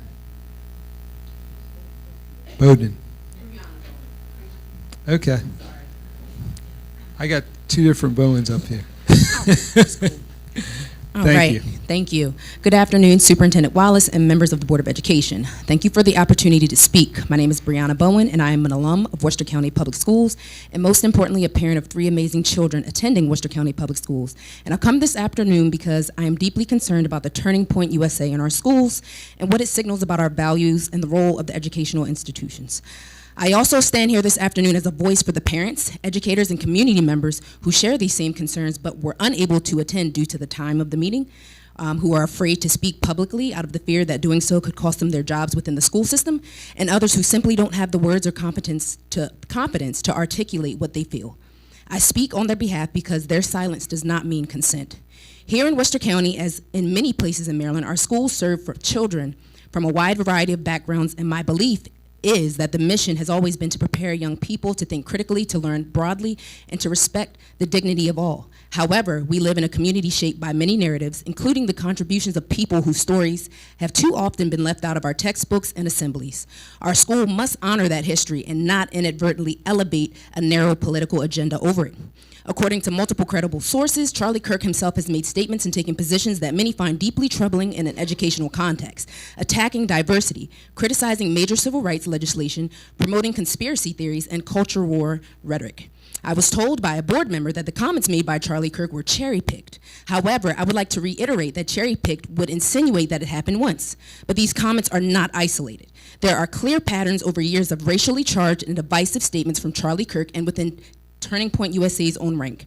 When someone repeatedly questions the competence of black professionals, downplays racism, and pushes rhetoric that targets certain groups, that's not being taken out of context. That is the context. As both a parent and an educator at a university level, I understand the power of influence that educators and institutions hold. We owe our students more than a one-sided lecture or a platform for activism. We owe them the space to ask hard questions, to see history honestly, and to become thoughtful citizens whose morals, values rest on the pillars of diversity, inclusion, and equality. Thank you. Thank you. Next speaker is Nancy Michelson.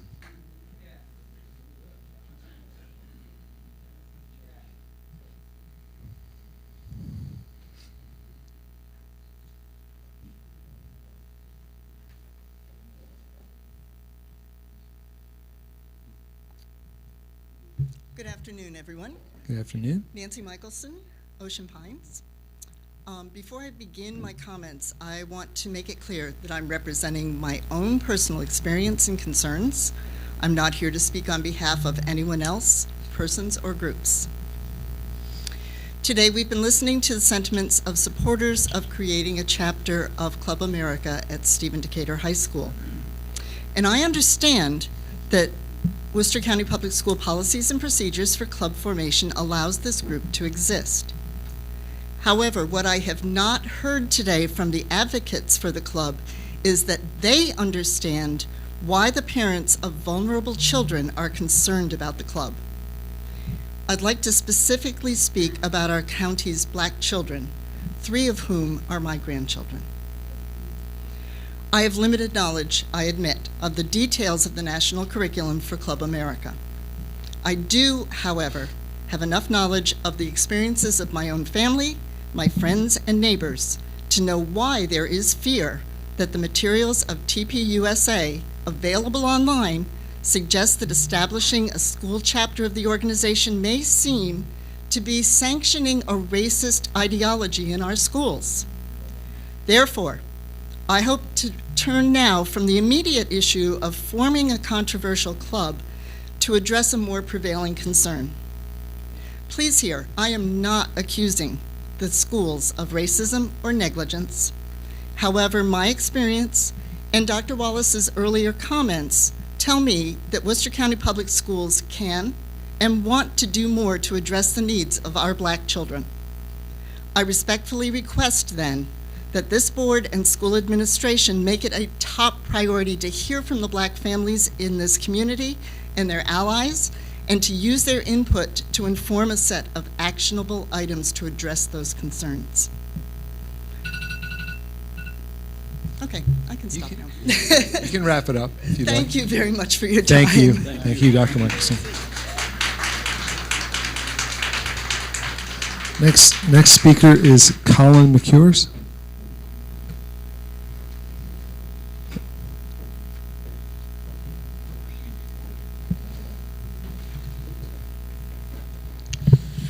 Hello, my name is Colin McEvers. I'm 20 years old, and I am the president of the Turning Point chapter at Salisbury University. So only a couple years ago, I was a high school student. So I'd like to speak on this. And the first thing I'd like to say, actually, is that engaging in discussions, having conversations, having debates, engaging in political discourse, none of that is fascistic, racist, discriminatory, or any of the things that people are trying to accuse this Club America club of being.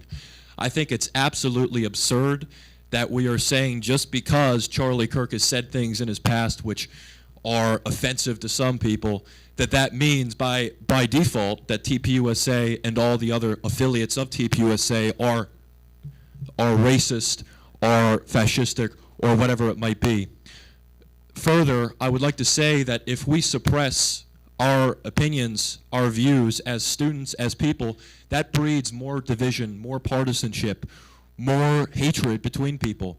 We need to have discussions. We need to have political discourse. We need to have all these things, because if we do not, then people will only hate each other more. We live in a very polarized society, a very polarized time in our history, and if we do not actually sit down and have conversations with people, which is exactly why this club has been formed in the first place, then we will not be able to have good relationships with people. I had a debate only a couple days ago with a professor at Salisbury University regarding a topic like illegal immigration, and a lot of people were able to come out and see it, and we were able to talk and exchange ideas.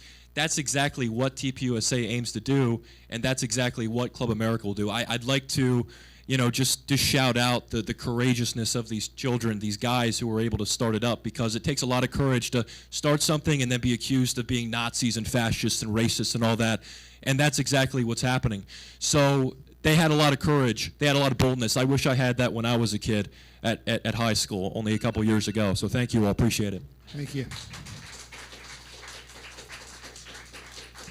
Next speaker is Marie Vallon.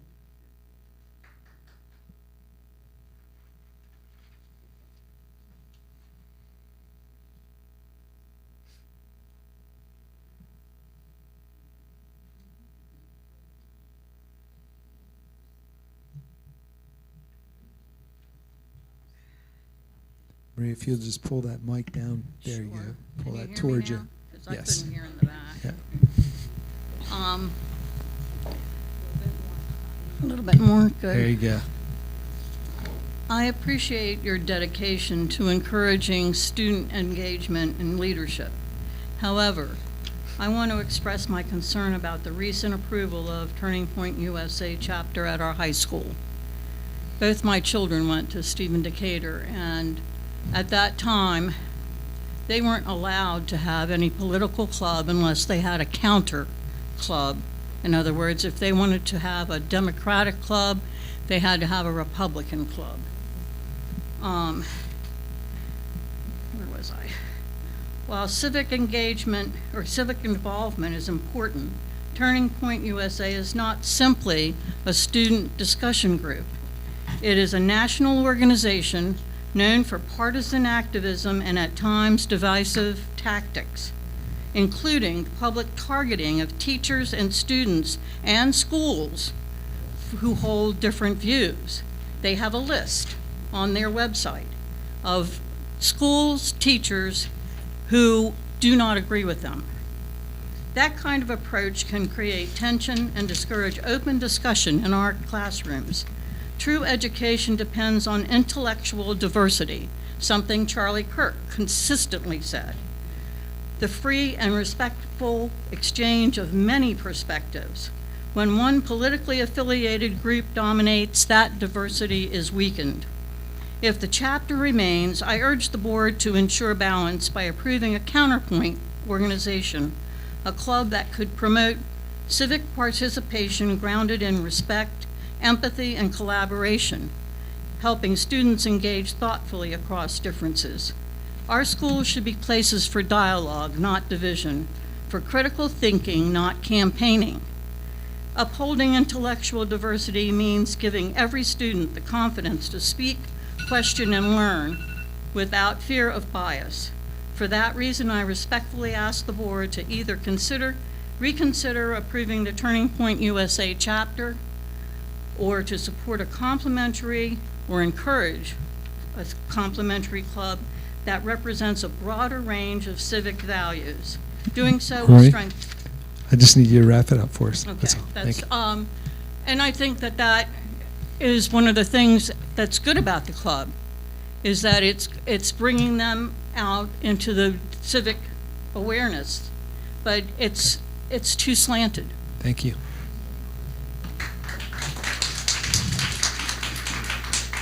Next speaker up is Lindsay Green Tire.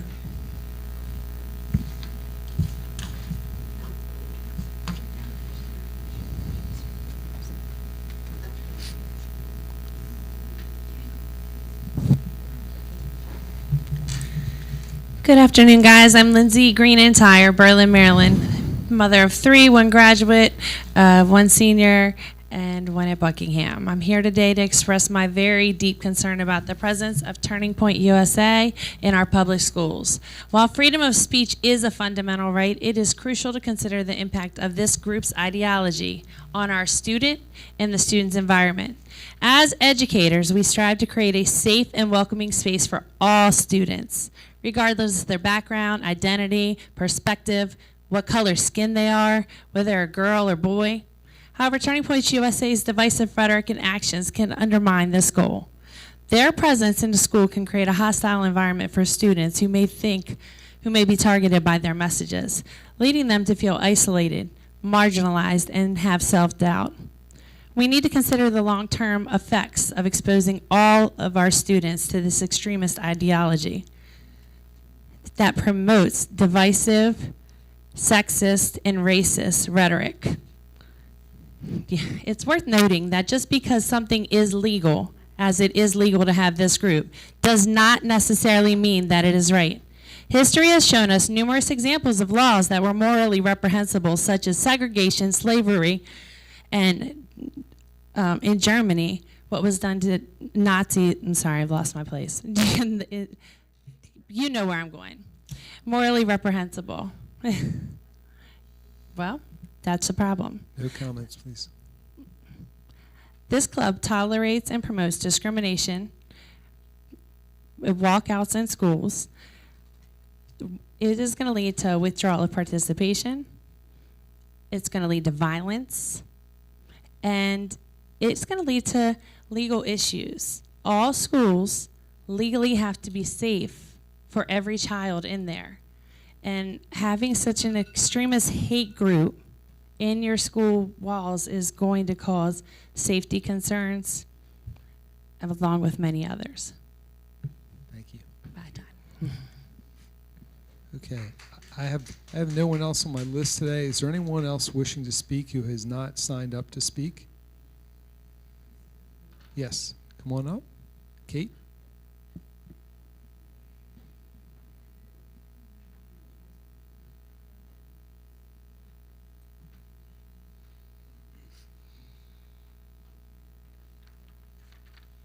Thank you. I wasn't going to speak, but I appreciate the opportunity. I did send an email because I knew I had more than 2 minutes to say, and I don't want to take up any more of that time. I just wanted to tell you, as a 20-year resident and parent in this county, I was so thrilled to hear about our Stephen Decatur students who stood in the midst of this inflammatory environment right now. As you can see today, it's mixed. Our county is mixed on this. The adults are mixed, but these students have the right, the legal right, to step up and assemble, and they have no desire for violence, none. In fact, the only violence was what occurred against Charlie Kirk when he was assassinated. He was assassinated. These kids are willing to stand up, and they want to learn things like how to debate kindly and respectfully. you will not see violence from this club. And I just wanted to publicly applaud this club. But then the last thing I want to say is, please remember that over 60% of Worcester County voted for President Trump. So a lot of the students in your schools are coming from homes that support Trump. And so a teacher that says Trump is a pedophile and everybody who supports him should be dead, that is, talk about hateful and inflammatory and scary for our students, because 60% of them are coming from homes that support Trump. That's who should be, that's what I want you to be concerned about, is the majority that you represent are 60% of our homes and students and parents support Trump and his administration, and Charlie Kirk supported Trump. And so I am grateful that this is a student-led club and they're allowed to assemble. Thank you. Thank you. Is there anyone else wishing to speak today? Okay, yes, come up and state your name and your address, please.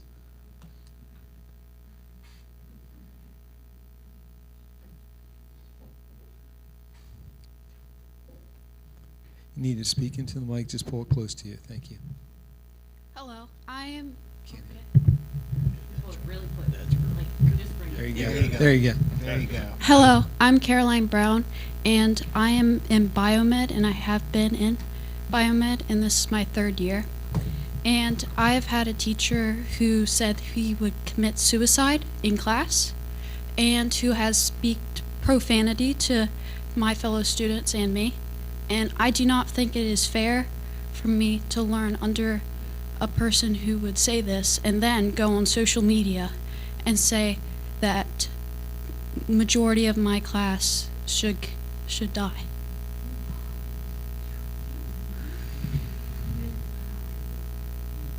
I don't think it would be fair for me to learn under somebody who is not in a stable condition himself. Thank you. Thanks. Do we have any other speakers? Yes, sir. One out.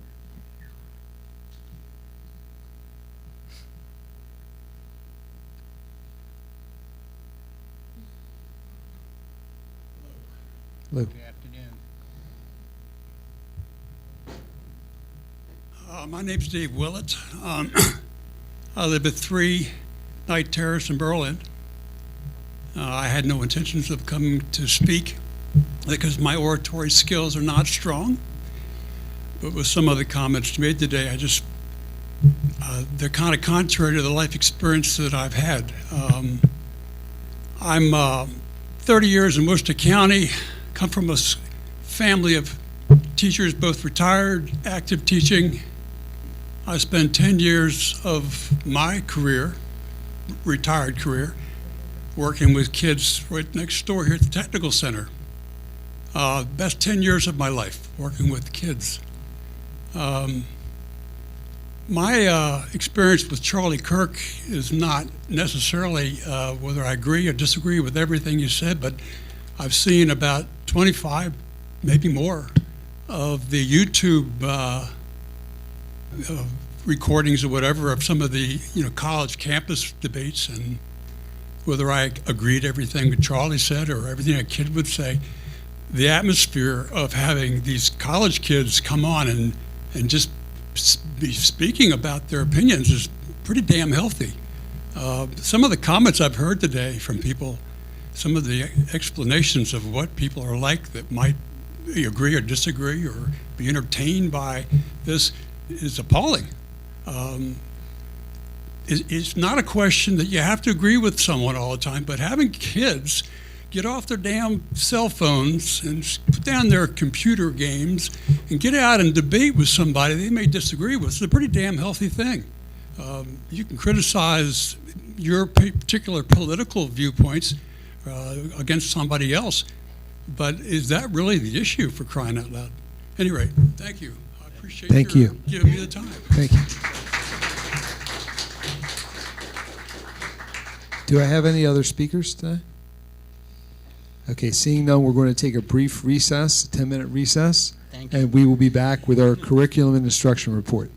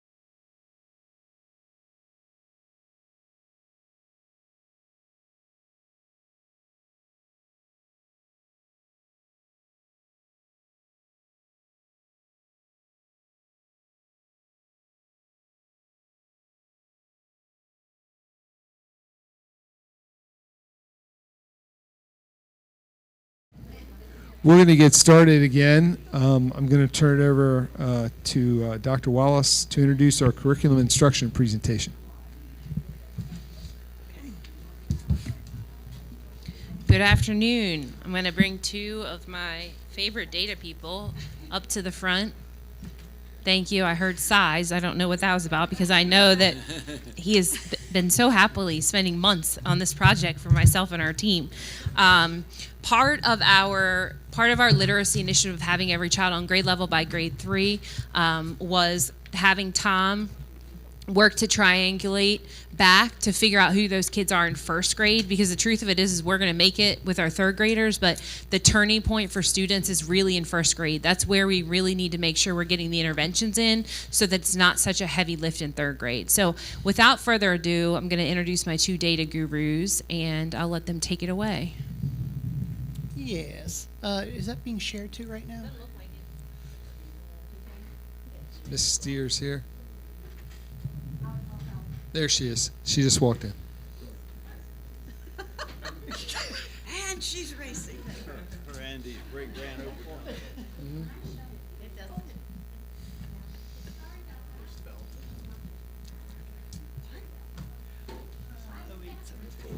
Somebody picked it.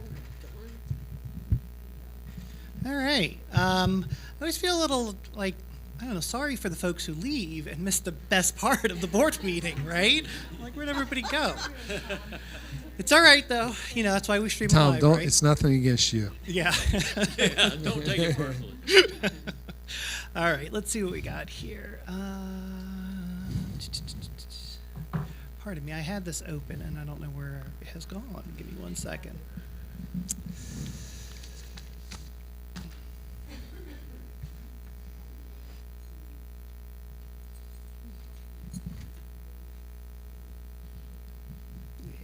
Just make sure this is the right one. It is not.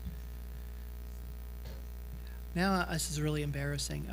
So let me fill the space a little bit. So this was actually supposed to be just a presentation with myself, and then I was talking with Ms. McDowell yesterday, and she was talking about some of the work that she was doing with schools, and we realized that there was a lot of interplay between the theory that I'm going to sort of talk about and then the actual practice. So she's going to, in a few moments here after I get done talking a little bit about the theory behind it, is actually going to talk about how we're putting it into practice.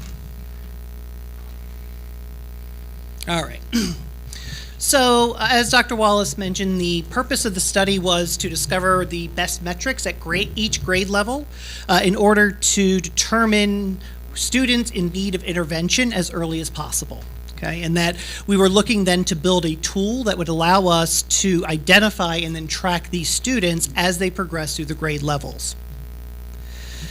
So we started in kindergarten, and the primary assessment that we had to work with this year was DIBELS. And what I did basically is I looked at our current fifth graders and I went back in time, and because of the way that the timings worked out, we had a year and a half where we didn't have a KRA, and so we didn't have KRA data, but we do have DIBELS data. And if you're not familiar with DIBELS, it's administered to kindergarten students 3 times a year, and then students on the DIBELS, it's a pre-reading assessment, that would be the best way to call it, to get a sense for how well the student at the kindergarten level is able to engage with some of those basic reading skills. So students can score well below benchmark, at benchmark, or above benchmark. And we found that students below benchmark at the end of year portion, so they were given it 3 times, and when they got it, they received at the end of the year, students who were at below or well below benchmark had a 40% probability of passing the MCAP ELA 03. Okay, so it was our first big red flag that, you know, if we have a student who is at or below, their probability of passing by the time they get to 3rd grade is really low. Okay, less than 1 in 2. So well, we then said, okay, well, now let's take a look at some of the data that we have available for 1st grade. And one of the big data points for 1st grade is iReady. This assessment is given to them 3 times a year, the diagnostic, and it gives us the data in a scale score version, but also gives us the data in again, at benchmark, below benchmark. In iReady terms, it's at grade level, above grade, at or above grade level, and then there's also below grade level, 2 grade levels below, 3 grade levels below, so forth and so on. So we found that students who were 2 or more grade levels below at the first administration, so this would be usually given in like September, right when the kindergarten students of last year have just started first grade. The students who come in at 2 grade or more grade levels below on the iReady assessment are extreme risk of not passing the MCAP 03. We also then found, we said, okay, so what's the next assessment? The next assessment is their fall, and we have students that were 1 grade level below at the fall assessment were about half and half probability of passing, so about a 50-50, okay? And then students who were at or above grade level at the very beginning of first grade had a very high probability of passing the MCAP ELA 03. So we can quickly identify those students who are in first grade. Really, we start with kindergarten, the dibbles. We go to first grade. We have more data that is telling us that, these students are in good shape, and then these students are students that we need to focus more interventions on. When the students take the winter iReady, which is the second assessment, we then saw that students who stayed at 1 grade level below have a 58% probability of passing the MCAP ELA 03, which is actually a little better than I would expect. It does suggest that some of the efforts that we're exerting in first grade are having a positive effect, because you would expect a student at 1 grade level below is not going to have a high likelihood of passing the MCAP 03. And yet we saw that it's 58%. Not great, but higher than I would expect. We also found that students who actually move from 1 grade level below to at or above, so if they start a little bit below but they manage to catch up by winter, that those students have an 82% chance of passing the MCAP 03. So we're finding that first grade is a real important time for not only identifying when students are going to need additional help, but also in providing that help to them. So I wanted to give you just, this is about dibbles. And so basically over on the left-hand side, we have the kindergarten dibbles group. Okay, so I just took a look at a group of kindergartners, and at the top here we have the kids who were at or below level, or I'm sorry, who were below level or were very below level, okay? And one of the things I just want to point out is that no matter how they scored in first grade during their winter iReady placement, their probability of passing never really went above 40%. Okay? To give you a sense for the strength of dibbles as a predictor for us, yes, we have iReady, and iReady does help us. It helps us to articulate our thoughts about the student, what the student can do. But what we're finding is that that below group in kindergarten, that is the red flag. It's probably the biggest red flag that we have without qualification. To be fair, we don't have a lot of students who were below level and then managed to get at, which is what that 0 here represents, who were at or above on the iReady. So we're not talking about a large group of students here. Most of the students fall within these 2 realms right here. So first grade also, we also use something called foundations, and that can also serve as another powerful indicator for us. Foundations is a program intended to teach foundational reading skills, and students take a regular end of the unit assessment for foundations, and basically it's out of 100%, right? And we found that students who average less by the end of the year than an 80% correlates with a high probability of not passing the MCAP 03. Regardless of what the other metrics suggest. So we're saying too that, even if our iReady is looking good, and maybe our dibbles is looking good, if our foundations is showing us that there's an inherent weakness there, then it's something that we have to be aware of and something that we have to be concerned about. One of the things I'll point out, I'm going to Jen will talk more about this, but this idea that, we have these different things, right? And they're all measuring something slightly different, right? They're all measuring slightly different ways of approaching reading, ways of interpreting, ways of translating text from, the written word into something you can actually comprehend. And so because each of them gives us a little bit of a different look, it helps us better target the interventions that we're going to give them to best meet the needs. Average score of greater than 80 on the foundations in first grade, and the students there normally go on to pass their MCAP 03. So I wanted to just real quick show you, this is a cross-section basically of the fall iReady placement. So a 1 means they're above, a 0 means that they're at, and then this is 1 level below and 2 levels below. So we have a student who scores at a 1 level below, right, in the fall, but then you go over and they hit on level, the probability of passing for them goes up to 82%, okay? So we know that that growth, that ability to move students early in first grade, has a profound effect downstream for students. For grade 2, we found that students who are 2 or more grade levels below at the winter administration have less than a 3% probability of passing the ELA 03. It's not terribly surprising. We're in 2nd grade at this point, right? And so if there are 2 grades below in 2nd grade, it suggests that there's a lot of work that needs to be done.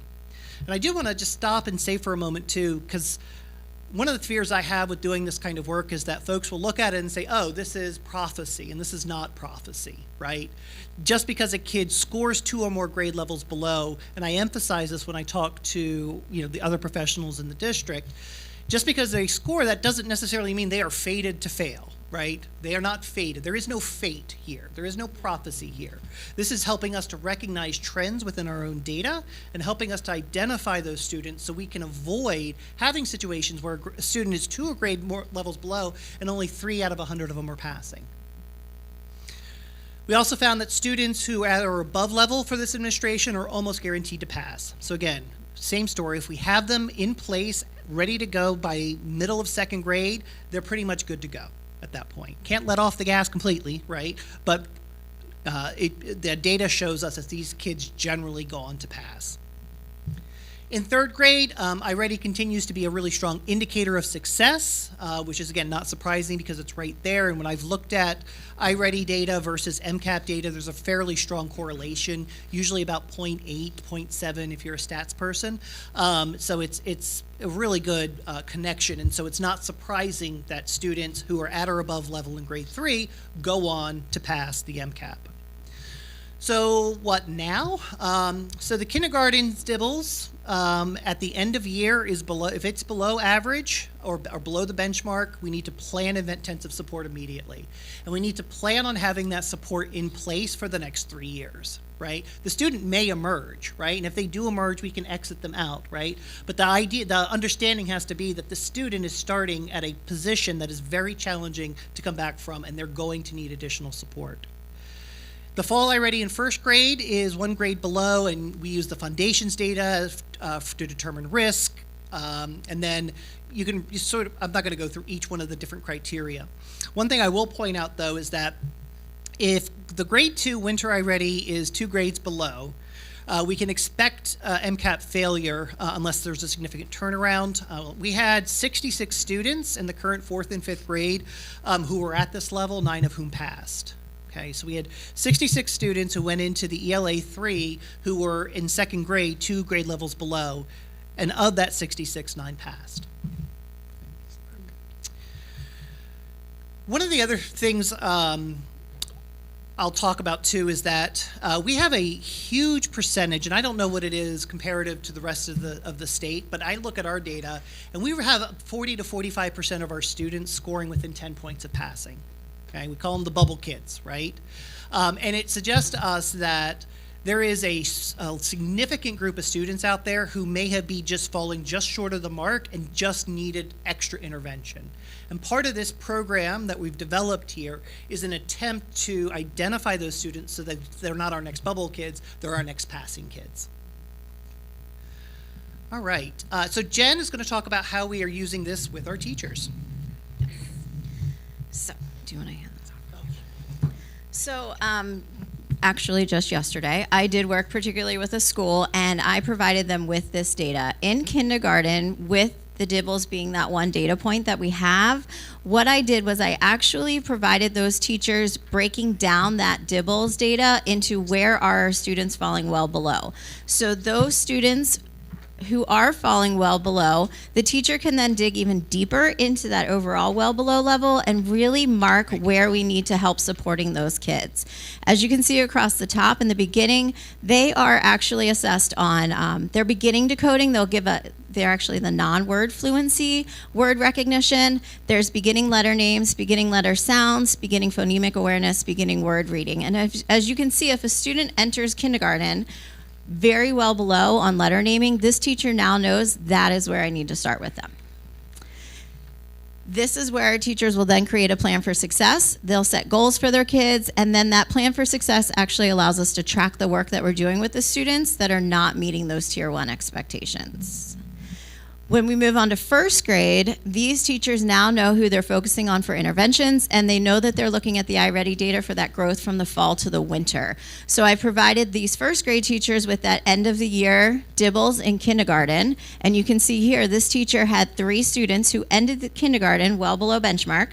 So we know those are on our radar using the data that we have. And at the beginning of the year, they still tested well below. So those teachers know that those kids need that instant plan for success, and we are working with them to try to get them so that by the end of first grade, they're still not at that well below. We definitely want to see that growth with our students.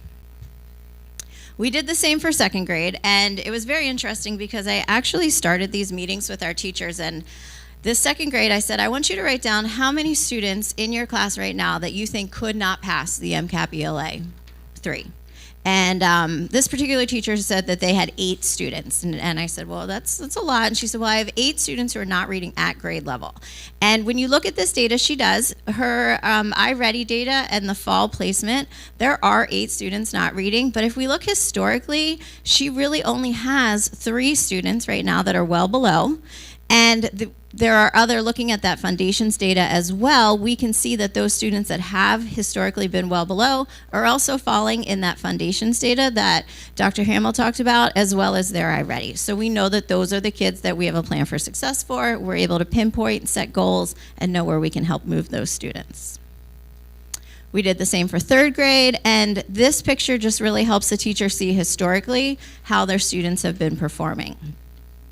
When we get to fourth grade, I actually started by having those teachers look at the students that did not pass the MCAP ELA 3 and the data points that were identified as predictors. So what we did then was looking deeper at this data, we saw that there were 14 of those bubble kids who were within those 10 points of passing.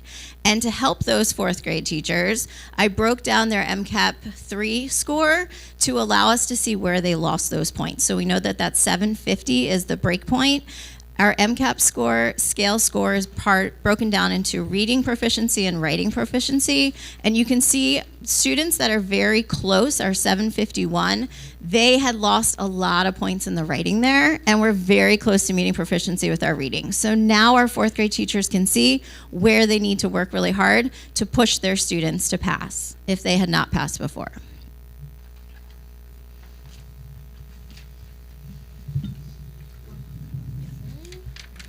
So, before we move to any questions, I did want to show you real quick also the tool that we've developed based upon this research. This is all fake data, but to sort of demonstrate for you what this can actually look like in practice. The idea being is that we would have the students, I'm going to zoom in here a little bit, so there we go. So we would have the students obviously listed out, their school, current grade, and then we would start putting in the various different pieces of assessment data. And the nice thing about this is that as they put in the data, the probability of passing adjusts automatically, as does their risk level. So if we have this student who is at a medium chance, right, they have a 65% probability of passing, and we get to their grade 2 foundations average and they're averaging a 60, okay? It doesn't change, but if we move to here and we go -1, you can see that that bumps their risk level up to high. Okay, so this gives us an opportunity to look at a student and to follow that student and see how the students, the data that we have on the student, what it's telling us about what the ultimate end goal is going to be. We are ardently trying to get away from this idea that students, once they leave a first grade teacher, like they start over again. Like there's a whole new set of whatever, right? We're trying to get it, we are getting into this place of where a student is a continuum, and we are going to follow that student along on that continuum. Okay, that's all I have. I know that probably didn't seem cool, but like that is like very, very advanced. Unbelievable. I mean, I can't even imagine So- putting my kids' scores in there and then boom. I know board has some questions, and I see Mr. Gordy has his hands up first. And Mr. Gordy, if you'll speak into that mic for me, appreciate that.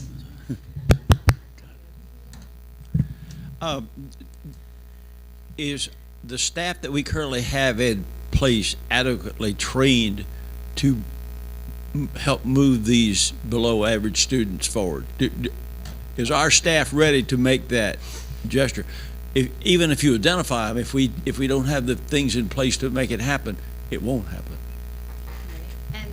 And the teachers are, and we're working, our elementary schools all have a reading coach, so the teachers get to work with the reading coach. They do have reading interventionists as well, and they continue their professional learning on all of these interventions and assessments that we're doing. Thank you. I'll just add to that, we spend also a lot of time looking, we have different interventions for reading in particular. We have Wilson, we have OG, Plus, so forth and so on. And we do spend time actually looking at kids and their performance in the intervention and whether or not that's actually translating to an effect, right? Because we want to make sure that if we're giving the student the intervention, that it's actually having the effect that we're hoping that it's going to have. Well, excuse me, just common sense would tell you that if a student is 2 grade levels behind in first grade, there's a problem there. Yeah. If we have all of this in place already, why hasn't corrective action been taken sooner? That is a great question. I think there's a couple of factors that go into it. I think one is that, all right, I don't want to toot my own horn here, okay, but I'm going to do a little toot-toot.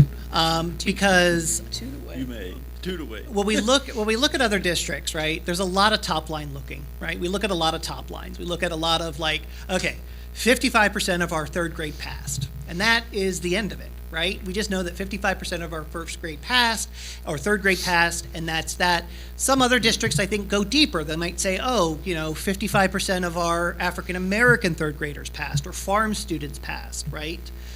One of the things that we've been able to do over the last 6 years, and is a continuous mission, it never ends, right, is building out this capacity to look at students holistically and as a story. They are on a continuum, and giving teachers the tools to be able to look at those students and know what that student knows.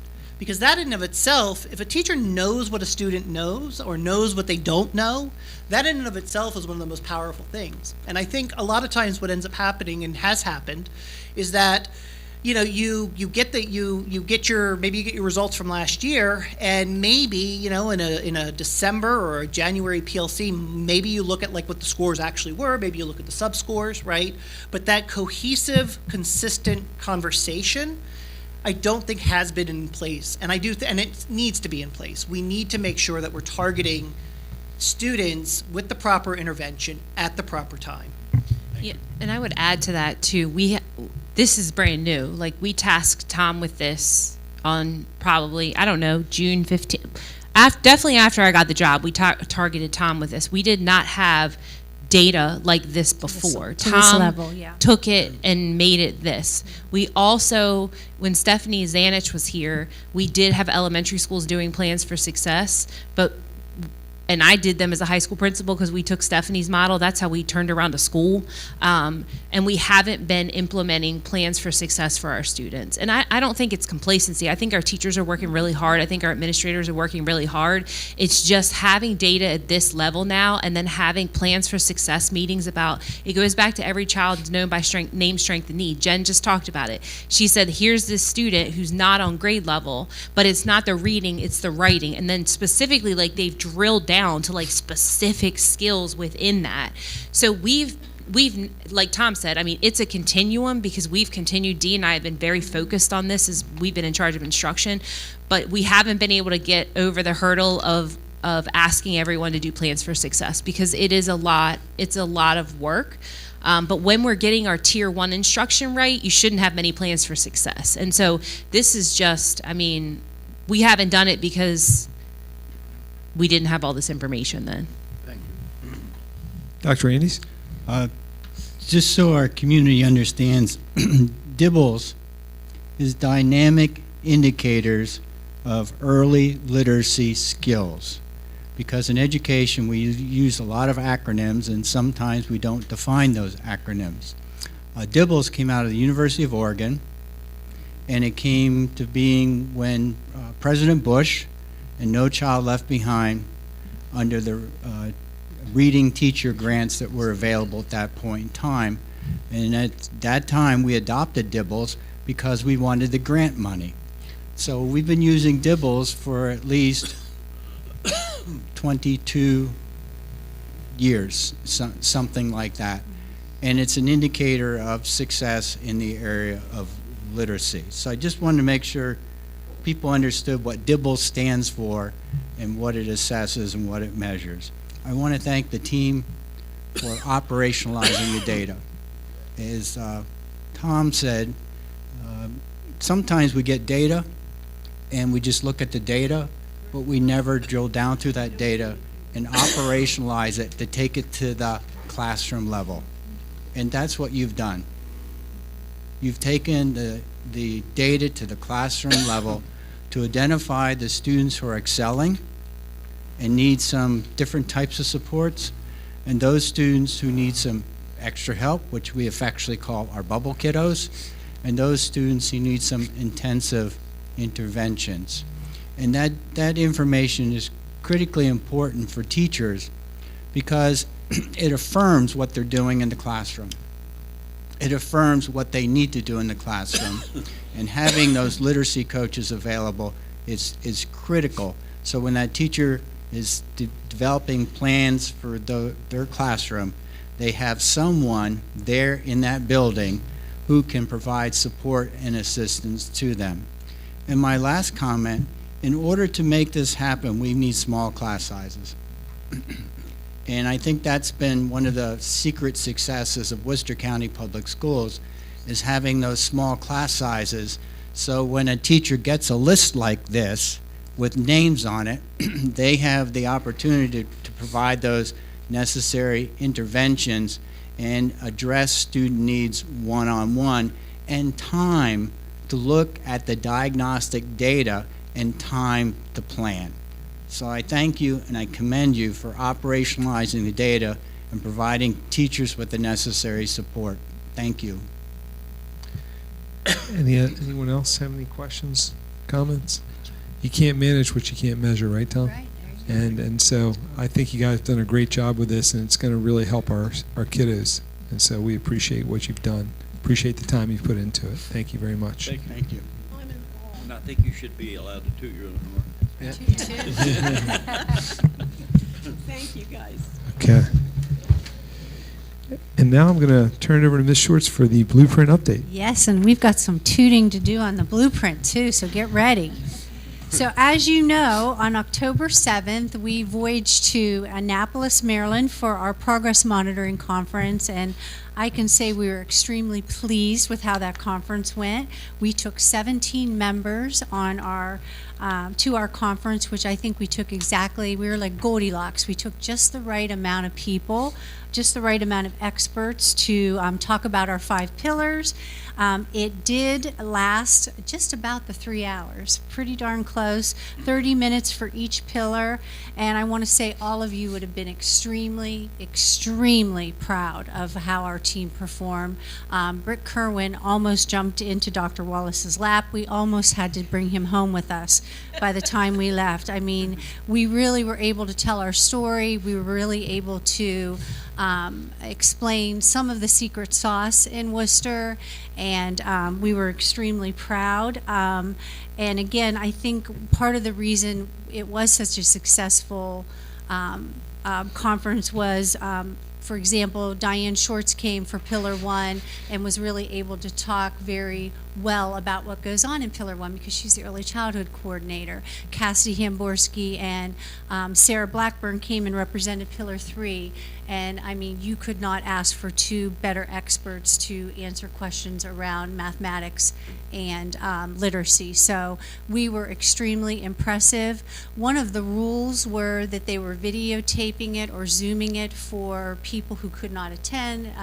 Rachel Heiss has not been able to attend any of the meetings due to illness in her family, so she did all the conferences via Zoom, and they kept assuring people we're not videotaping these, but honestly, we almost wish they would have, and that we would have been able, not that anyone wants to watch 3 hours of us, but it was very, very good. You would have been extremely proud. So we're thinking next steps are going to be some follow-ups around some of the questions that AIB posed to us.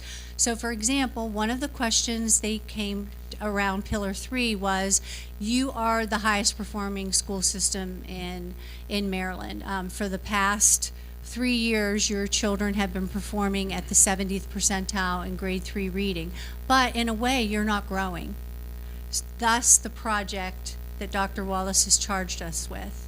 Our kids, even though we're miles above other systems, we are not growing where we need to grow. So we need to figure out what is going on. And so that vertical articulation that we're working on within schools, so that if Vince is the third grade teacher and I'm the second grade teacher, I kind of know where to begin with our students, is going to help with that. So they did point that out, and Cassie was very capable of explaining not only Dr. Wallace's project, but the things that we're looking at, including schedules, and do we have, what Mr. Gordy was bringing up, do we have the right amount of time for the interventions? Not only are our teachers trained, because we know we have the right materials, we have the right teachers, we have excellent staff, but do we have the right amount of time, and are the right kids in the right spots at the right amount of time? So we do have work to do, and it was a great conversation around that.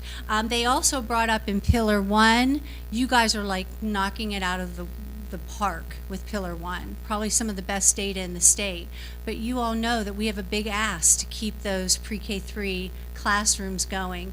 We have written for expansion grants the last 6 years. I know since Dr. Wallace and I began together as assistant superintendents. Next year we have one more opportunity to expand pre-K 4 in the north, and we will become universal, which means that any child who wants to attend pre-K 4 could attend. There's still a wait list at 2 of our elementary schools in the north end. Buckingham can have all their kids attend. So we have one more pre-K expansion grant opportunity to write for, but after that we're maxed out. So we're going to have to either make some hard decisions, or we're going to have to get our commissioners to invest in funding these positions, or all that hard work that we've put into building our pre-K 3 and 4 programs, unfortunately, may have to fall short. And you can see how that builds if you don't have kids reading by 3rd grade. We all know what happens. And so we were very, very, very happy with our progress monitoring, and hope to get great feedback. But we know we're going to have to answer a few questions here and there. But the whole team was wonderful. Thank you to Dr. Wallace, Dr. App, Dr. Record, and Mr. Tolbert. They did great jobs. And Lauren Williams for leading their pillar. The other thing we had yesterday, another tooting our own horn, we received a call probably a month and a half ago, which was a reason why we bumped our board meeting from yesterday to today, that the AIB was looking, the Maryland General Assembly and the Ways and Means Committee was meeting in Ocean City for a conference, but they were looking for a blueprint success story that they kind of wanted to do a pit stop on their way out of town. And the AIB pointed at Worcester County and said that the NEST Early Learning Center is a wonderful early success story, Pillar 1 success story, and also the Pines Cafe. So could they stop by and take a little peek? And we thank the board members who were able to attend that meeting. We ended up having about 40 members come by for a wonderful wonderful presentation. It was another opportunity for us to really show off the great things that we're doing in Worcester County.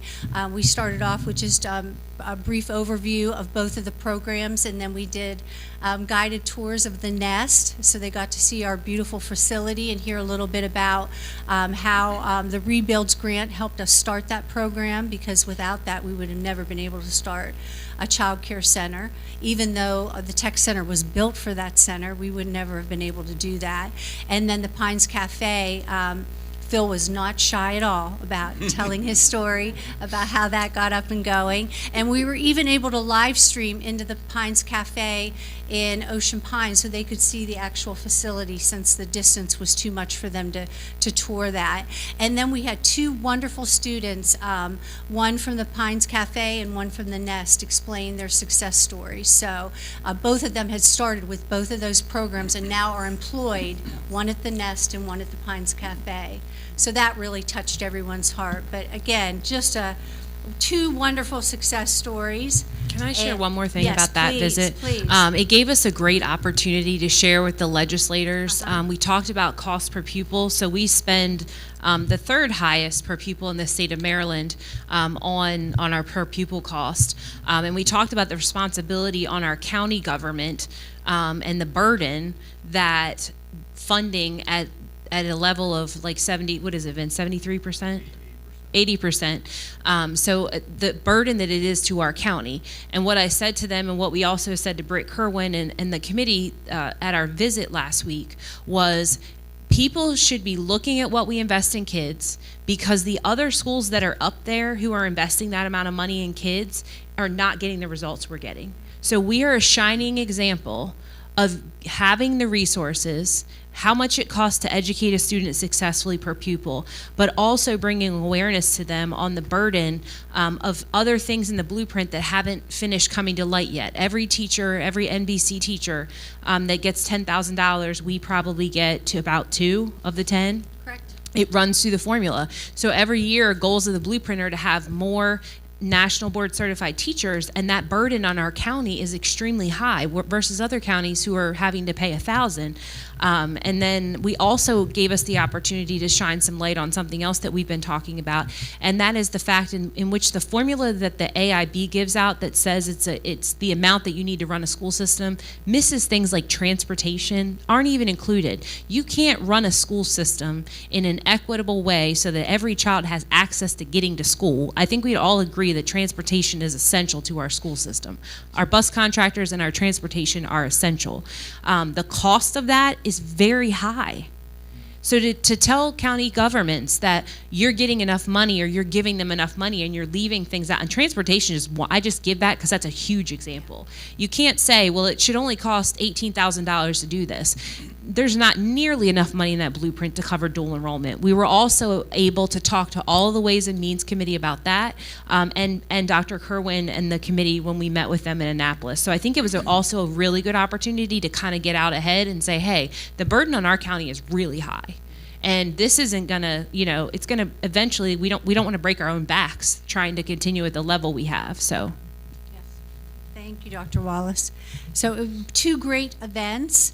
The last thing we have at your seat is a final thing, and I believe we put it in board docs also. We want to share with you our quarterly assessments from Afton. You know that those are our partners working with Pillar 5 around minimal school funding. We have been sending those to the county commissioners in the past, but Dr. Wallace wants to make sure that you receive a copy of it also.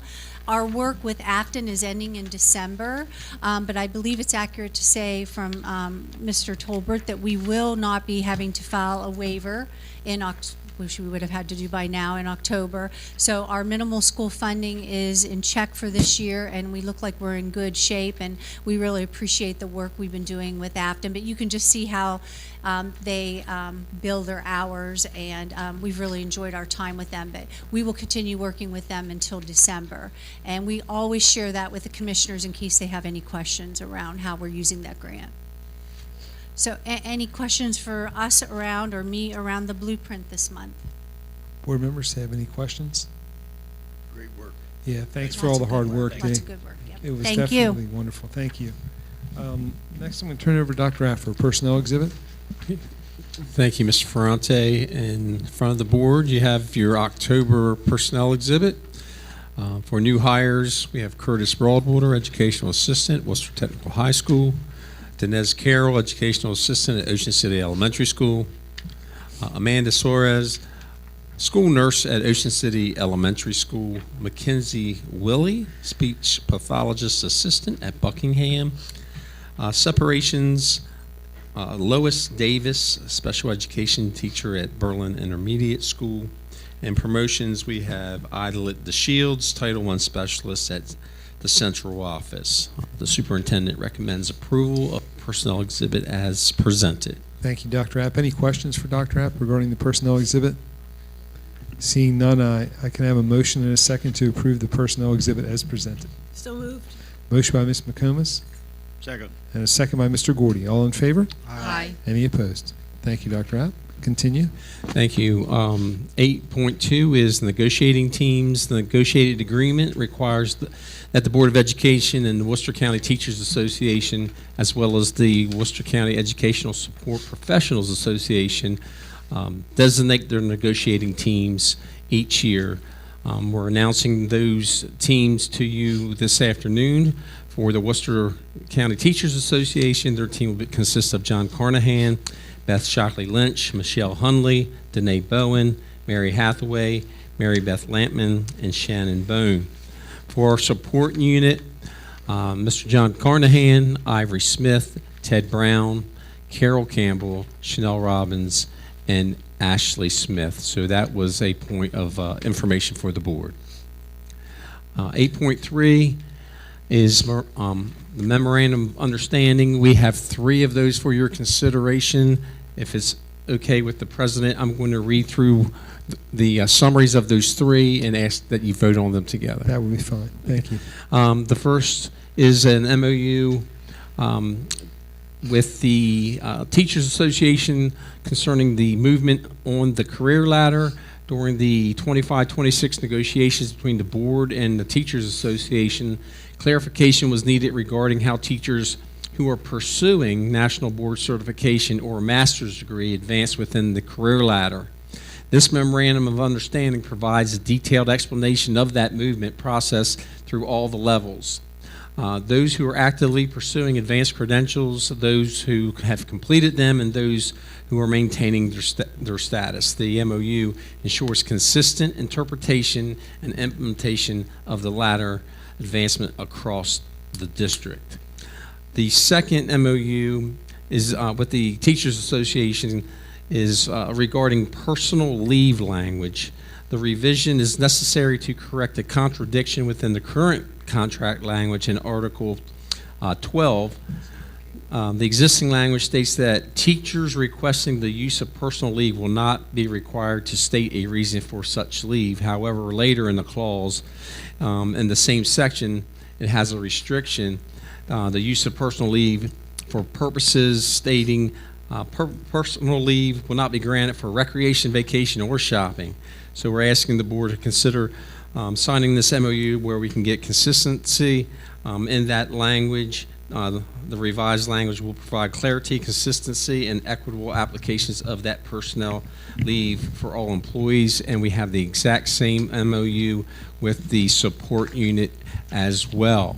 So the superintendent recommends that you sign those 3 MOUs. Okay. Any questions for Dr. App regarding the MOUs? I think we've had a chance to review them. Can I have a motion and a second to approve the Memorandum of Understanding So as moved. presented? Motion by Dr. Andes Second. and a second by Ms. McComas. All in favor? Aye. Any opposed? And Thank you, Dr. Mr. App. Ferrante, I'd just like to point out that Beth Shockley Lynch is in the audience, and I'd like to thank Beth for her continued collaboration working through these MOUs. Thank you, Beth. Thank you, Beth. Okay. Our next item is 8.4, the Comprehensive Maintenance Plan. I'd like to ask Sam Slacum if he'd come forward and present the Comprehensive Maintenance Plan. Mr. Slacum, good afternoon. Good afternoon again. This will be my second of 4 visits to you today. Seems like you were here about 3 hours ago. I was. Each year in October, we are required to update the comprehensive maintenance plan for the Maryland Interagency Commission on Public School Construction. This year, I collaborated with Dr. Brian Cook to draft the document. It was included in your board exhibits for review. On behalf of the superintendent, we recommend approval of the 25-26 comprehensive maintenance plan as presented, and authorization to forward it to the Maryland Interagency Committee on Public School Construction. Okay, thank you, Mr. Slacum. Board members, any questions for Mr. Slacum before I ask for a motion to approve? Seeing none, can I have a motion and a second to approve the FY 25-26 comprehensive maintenance plan and authorization to forward to the Maryland Interagency Commission on School Construction? So moved. Motion by Dr. Andes. Second. A second by Ms. Addis. All in favor? Aye. Any opposed? Thank you, Mr. Slacum. Thank you, Sam. Okay, and now I'm going to turn it over to Dr. Record for the policy revision for tuition of non-residents of Worcester County.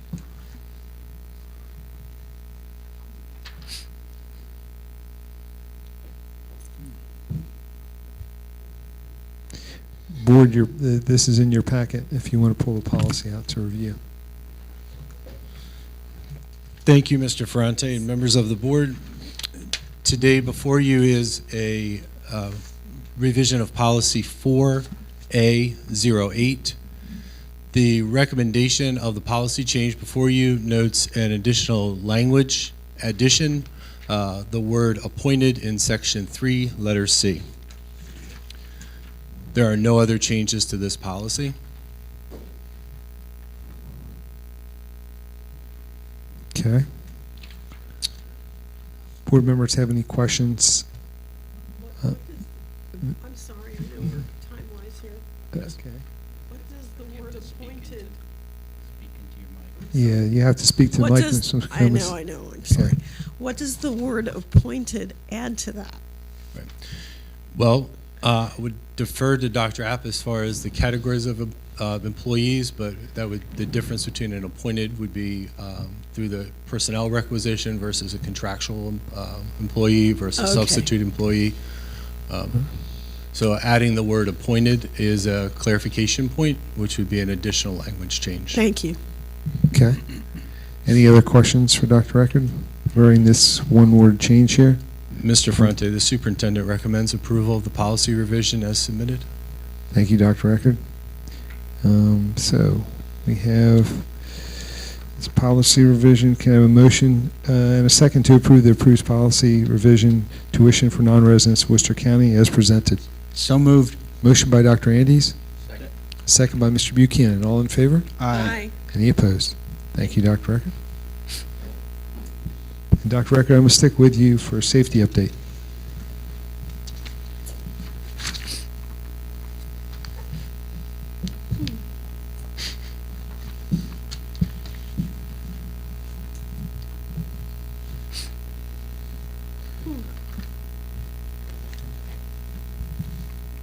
Thank you, Mr. Ferrante. For the October safety report as an information item, I wanted to take a few minutes to talk about something that's at the heart of all of our work, and the importance of our families and our parents trusting the school system when it comes to school safety. We all know that when a safety concern comes up, it can be very stressful. And parents want answers right away, and as educators and champions of children ourselves, we completely understand that. The safety of our kids is always our first concern, and we take that responsibility very seriously. But I also want to be clear about how and why we communicate the way we do in these situations. When something happens, our first step is to always make sure students and staff are safe. Right alongside that, we begin working with law enforcement and emergency responders or other agency personnel. This collaboration helps ensure that we get accurate information and that we don't accidentally interfere with any active investigation. We make every effort to communicate with families as quickly as possible, but we also have to make sure what is shared is accurate and verified. The last thing we want to do is spread incomplete or incorrect information that could be added, one that also could add confusion or incite unnecessary panic. As a school system and as a district, we have clear safety protocols in place, not just for how we respond, but also for how we communicate. That means every school follows the same process, so families count on consistency, no matter what school their child attends. Our commitment is simple. Whenever there's a change in a school's safety status, whether it's secure, a hold, a lockdown, an evacuation, or a shelter, we keep families informed. We do so in a way that supports both clarity and safety. At the end of the day, school safety depends on trust. Trust that we're doing everything possible to protect our students. Trust that when we communicate, it's thoughtful, accurate, and responsible. We truly value the partnership we have with our families and our community members. Their patience and confidence in our process makes it possible to focus on what really matters, keeping kids safe and learning. And lastly, I encourage all our families to familiarize themselves with our safety protocols. The I Love You Guys system is a wonderful opportunity to create uniform communication. We created family guides in multiple languages to ensure that families are well-versed, not only in expectations of our students and staff, but in our family's role in an emergency. You can view these on our website. You can also view them through the search bar using keywords school safety protocols. That concludes the information item. Thank you for your opportunity, Mr. Fronte, and back to you. Thank you, Dr. Record. Anyone have any questions regarding the safety report for Dr. Record? Okay, seeing none, I guess we're going to have Mr. Slacum come back up for the Pocomoke Elementary School roof replacement, final update, and requisition 3 and 4. You're back. Hello. Hello again. I'm here today to proudly say that we have completed 100% the work at Pocomoke Elementary School on their roof project. We were substantially complete on August 31st, just a few days before school started, and we finished our final punch list items October 18th. We're here today to recommend approval of requisitions number 3 and number 4, which represent the third and then final payments to our contractor for that project. The superintendent recommends approval of Pocomoke Elementary School roof replacement requisitions number 3 and 4. Okay, any questions for Mr. Slacum regarding this roof replacement requisition? Just thank you. Yeah. You're happy with how everything turned out, Sam? They did a great job. The contractor Yes, they did a great job. As you could see from the photos that were in Yep. your packet there. Yeah, they did. That was one of the better roof projects that we've done in the recent past. Absolutely. Yes, Dr. Wallace would like to make a comment. I want to thank our commissioners, because I believe, was this the roof project where they wanted us to take it all the way down instead of just putting roof over roof? Or was that Yes. Yes. So I'd specifically like to thank Mr. Joe Matresic, who gave us that suggestion to get such a great outcome, and all the other commissioners who supported it, because they all voted for it. So I want to thank them for that. Yes, we all do. Thank our commissioners for that. Can I have a motion and a second to approve the requisition 3 and 4 of the Pocomoke Elementary School roof replacement project as presented? So moved.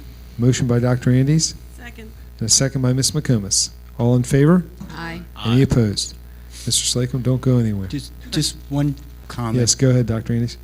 It's incredible that a school roof is replaced in one summer. That is an absolute incredible accomplishment. In my experience,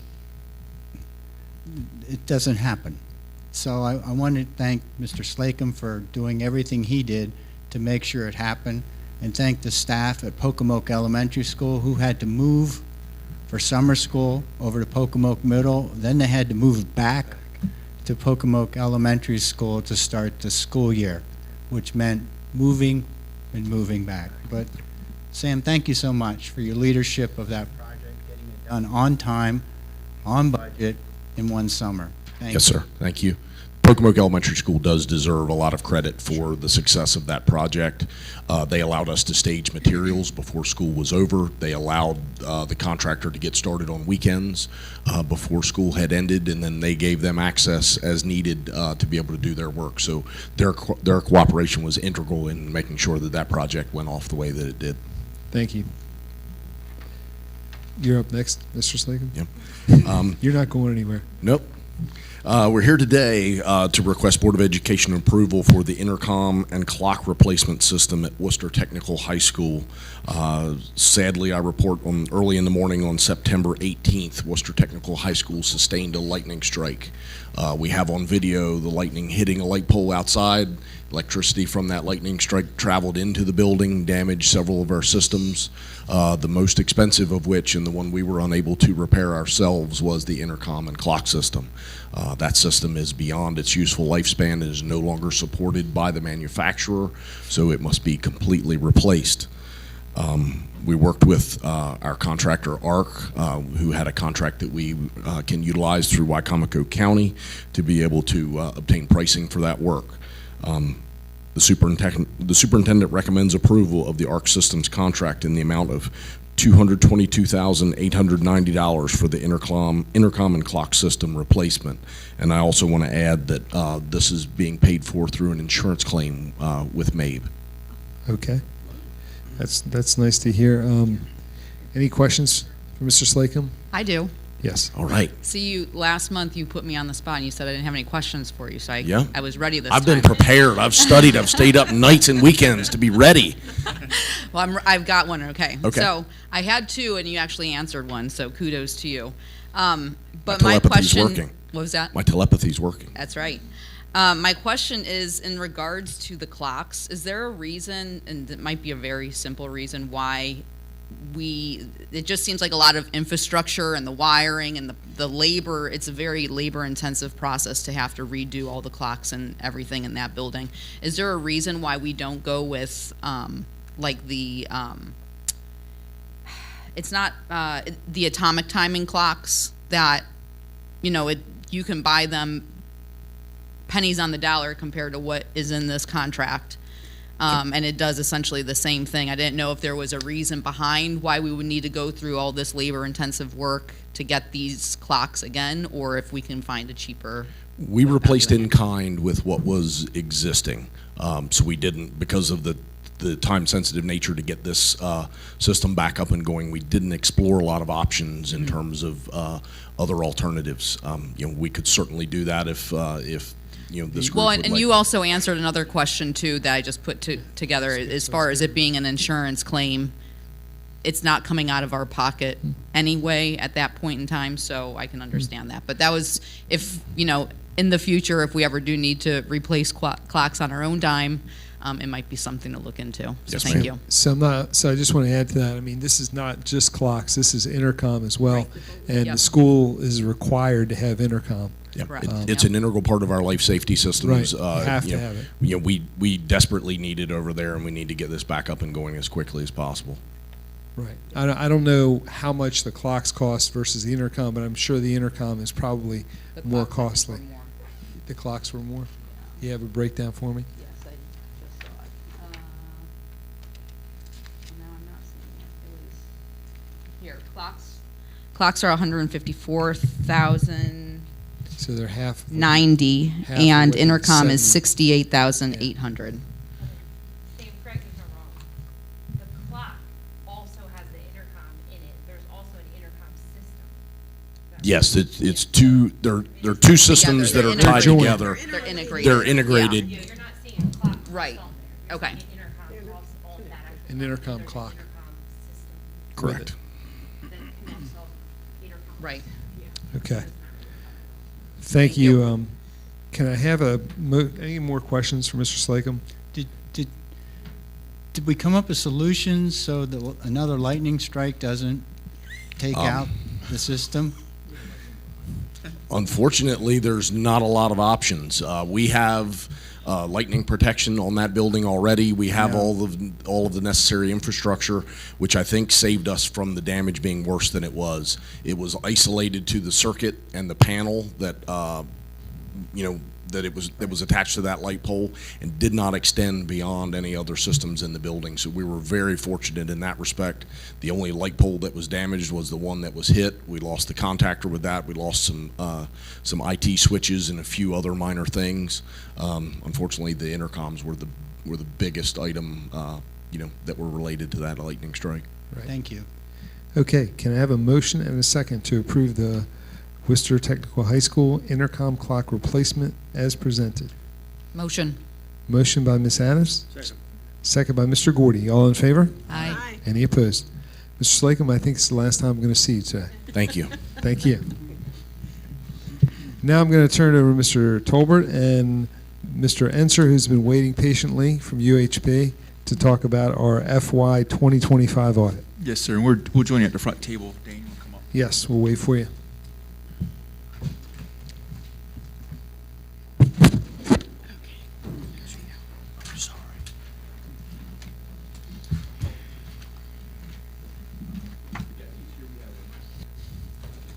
Each year we have an audit of our financial statements done by an independent auditing firm. This year it was performed by UHY out of Salisbury, Maryland. Today we have Dan Enser, who's a partner at that firm, to review the audit with you, take any questions that the board may have. Mr. Enser, sorry to keep you waiting so long. All right, thank you for the introduction.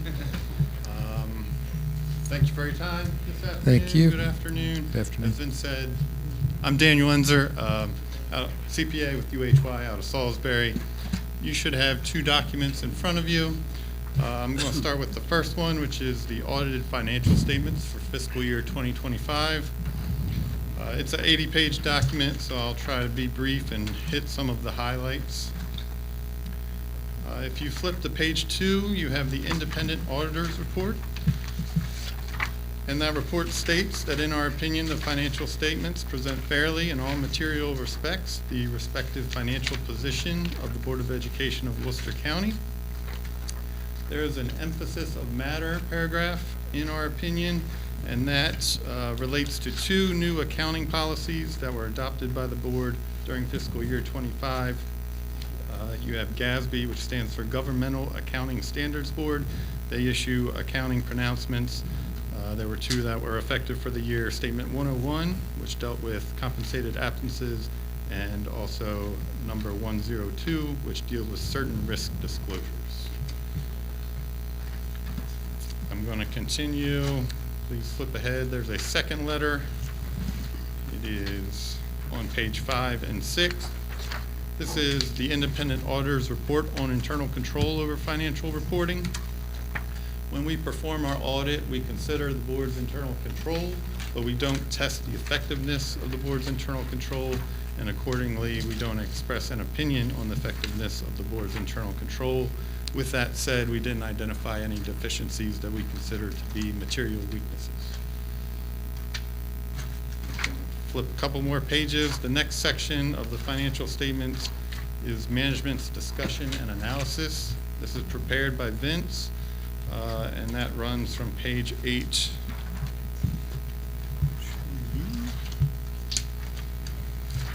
all the way to page 22. So page 8 to 22 is management's discussion and analysis.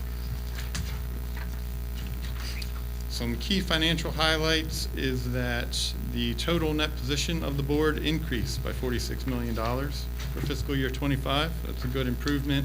Primarily relates to retiree health insurance and the liability related to that, which I'll get into. I'm going to skip ahead to page 24, and this is where the audited financial statements begin. You have the statement of net position on page 24. The board has almost $8 million of cash and cash equivalents at June 30, 2025. $4.6 million of investments. You also have over $200 million of capital assets net.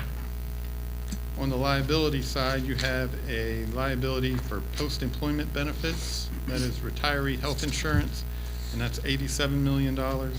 You also have a liability for pensions of $7.3 million. So total net position for the board is a deficit of $45,600,000, and that's an improvement over prior year by about $46 million. You can turn to page. Excuse me, just so our community understands, we're not $45 million in debt. No. No, I want to make sure our community understands that the Worcester County Public Schools is not $45 million in debt. They just consider it a liability. It's all.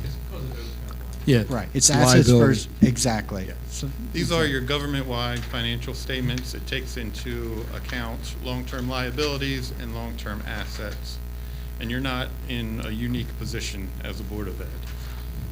That number can change dramatically based on actuarial results for those retiree health insurance.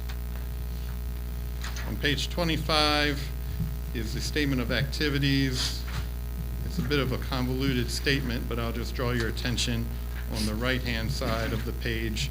Your change in net position was a positive $46 million for the year. Page 26 gets into your governmental funds. That's your balance sheet there on page 26. And this is the previous statements were full accrual. Page 26 is modified accrual, so you're looking more short-term. And so you won't see those long-term assets and long-term liabilities. Your total assets of almost $15.7 million, total liabilities 12.6, and total fund balance was $3 million for total governmental funds. The general fund itself has a fund balance of $1.6 million as of June 30. Page 28 is your statement of revenues and expenditures. You have the governmental funds across the top there, general fund, restricted grants, capital projects, and school activities. I'll point out the general fund had a negative change in fund balance of $692,000. I'll move over to page 30. This is your proprietary funds. There's only one proprietary fund for the board, and that is the Food Services Fund. For the year, the Food Services Fund had a loss of $219,000. That's on page 31. The Food Service Fund is intended to run basically as a nonprofit. Yes. And total fund balance, ending fund balance for the Food Service Fund is $1.4 million. All right. Page 33 are fiduciary funds. So the board has put away $61 million for the Retiree Benefit Trust. That was a good improvement over prior year. It was a $15.2 million improvement over prior year. That's on page 34. So you have $60 million set aside for health insurance in the Retiree Benefit Trust Fund. Page 35 starts the footnotes. Note 1 is a summary of significant accounting policies. You can read through here and learn everything you want to about the accounting policies of the board. That's on footnote 1, runs from page 35 all the way to page 40. Footnote 2 details deposits and investments of the board. Shows your cash and cash equivalents as well as the $61 million set aside in the Retiree Benefit Trust. That's on page 42. I'll continue skipping ahead. There are two other pretty large footnotes. Note 4 deals with pension plans.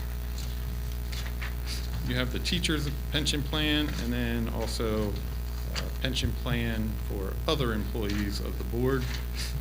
The liability on the books of the board deals with those other employees, the non-teacher employees. So you have a $7.3 million liability for pensions, and that's on page 49.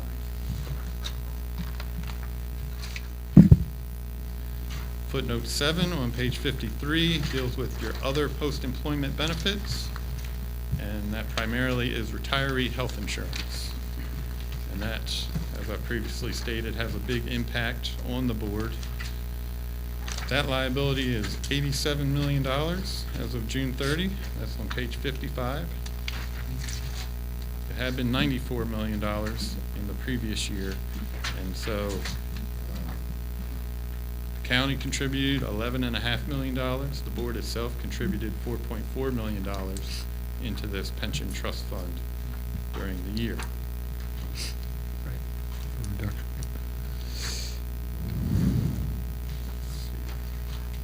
Footnotes run through page 60. And then you have another section called required supplementary information. Page 62 gives you the budgetary comparison. So your budgetary comparison there, actual results to the final budget.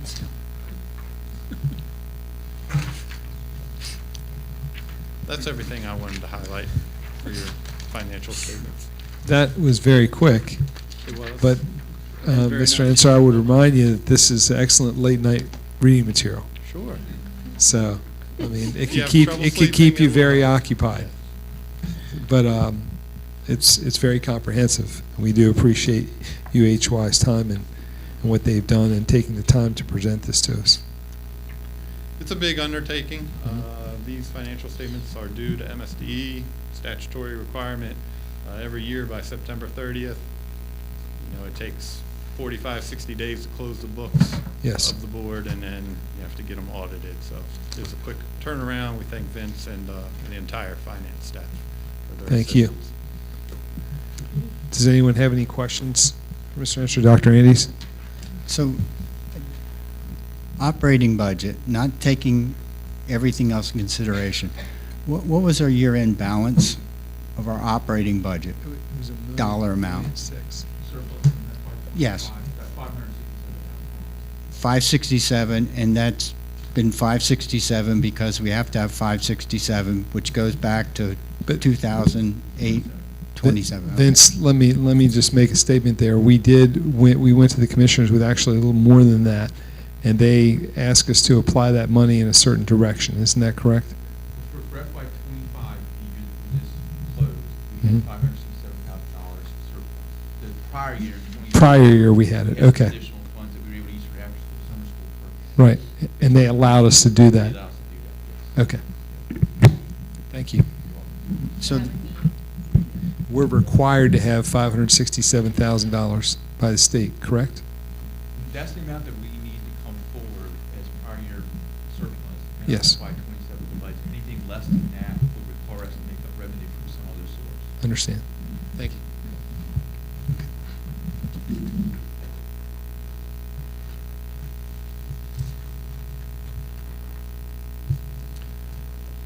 There's one other document.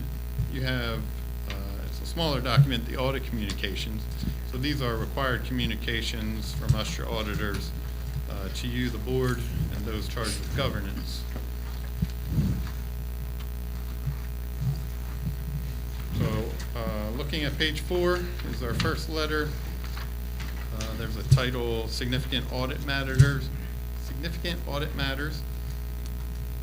So as described in note 1 to the financial statements, and I've already discussed, you had 2 new accounting policies that went into effect during fiscal year '25. That's GASB 101, compensated absences, as well as GASB 102, which deals with certain risk disclosures.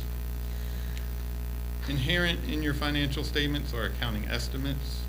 The most significant estimates are management's estimate of the net OPEB liability, that's your retiree health insurance.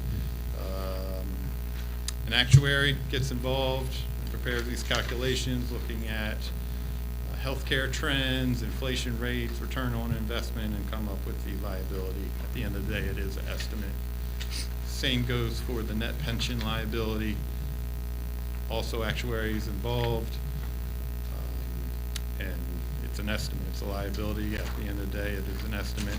And also the estimate for compensated absences. That deals with GASB 101, which was new for fiscal year '25, and that is an estimate as well.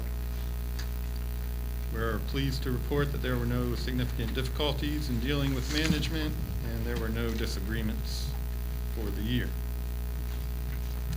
I'm going to skip ahead. You should have a second letter. It's titled Communications of Internal Control over Financial Reporting. I already touched on this briefly, but our job to audit the financial statements, we consider the board's internal controls, but we do not test the effectiveness of those internal controls. With that said, we did not identify any deficiencies that we consider to be material weaknesses. There was one comment that we made this year. It deals with the capital assets and a software or module. The board has fixed asset software. It hasn't been fully implemented, and so we would like to see it be fully implemented. I think it will help with efficiency of reporting and will just be beneficial to not only management, but to me as an auditor. Okay. Is there a particular brand that we? Yeah. No, you have. We purchased the software and we have it partially implemented, but it's not fully implemented yet. And that's my goal this year to get that fully implemented. Okay. Thank you. And then there's just one final 3 is on the horizon. So for fiscal year 26, there are another 2 accounting policies that will be implemented, GASB 103 and GASB 104. So coming attractions for you. Okay. And that is my brief summary of your 2 reports. Anyone have any questions for Mr. Answer? So Dr. Andes? to summarize, what I heard you say is we have a clean audit. That's correct. Thank you. Clean audit with very little money left over at the end. Correct. Mhm. Any other questions? Mr. Answer, thank you for your time. Thanks for your talk.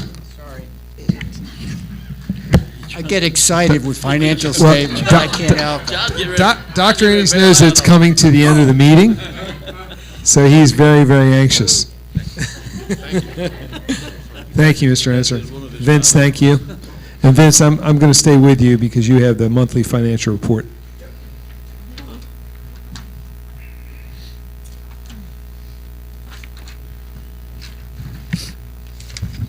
Yes, sir. The monthly September report for September totals $7,845,065.02 of non-salary expenditures.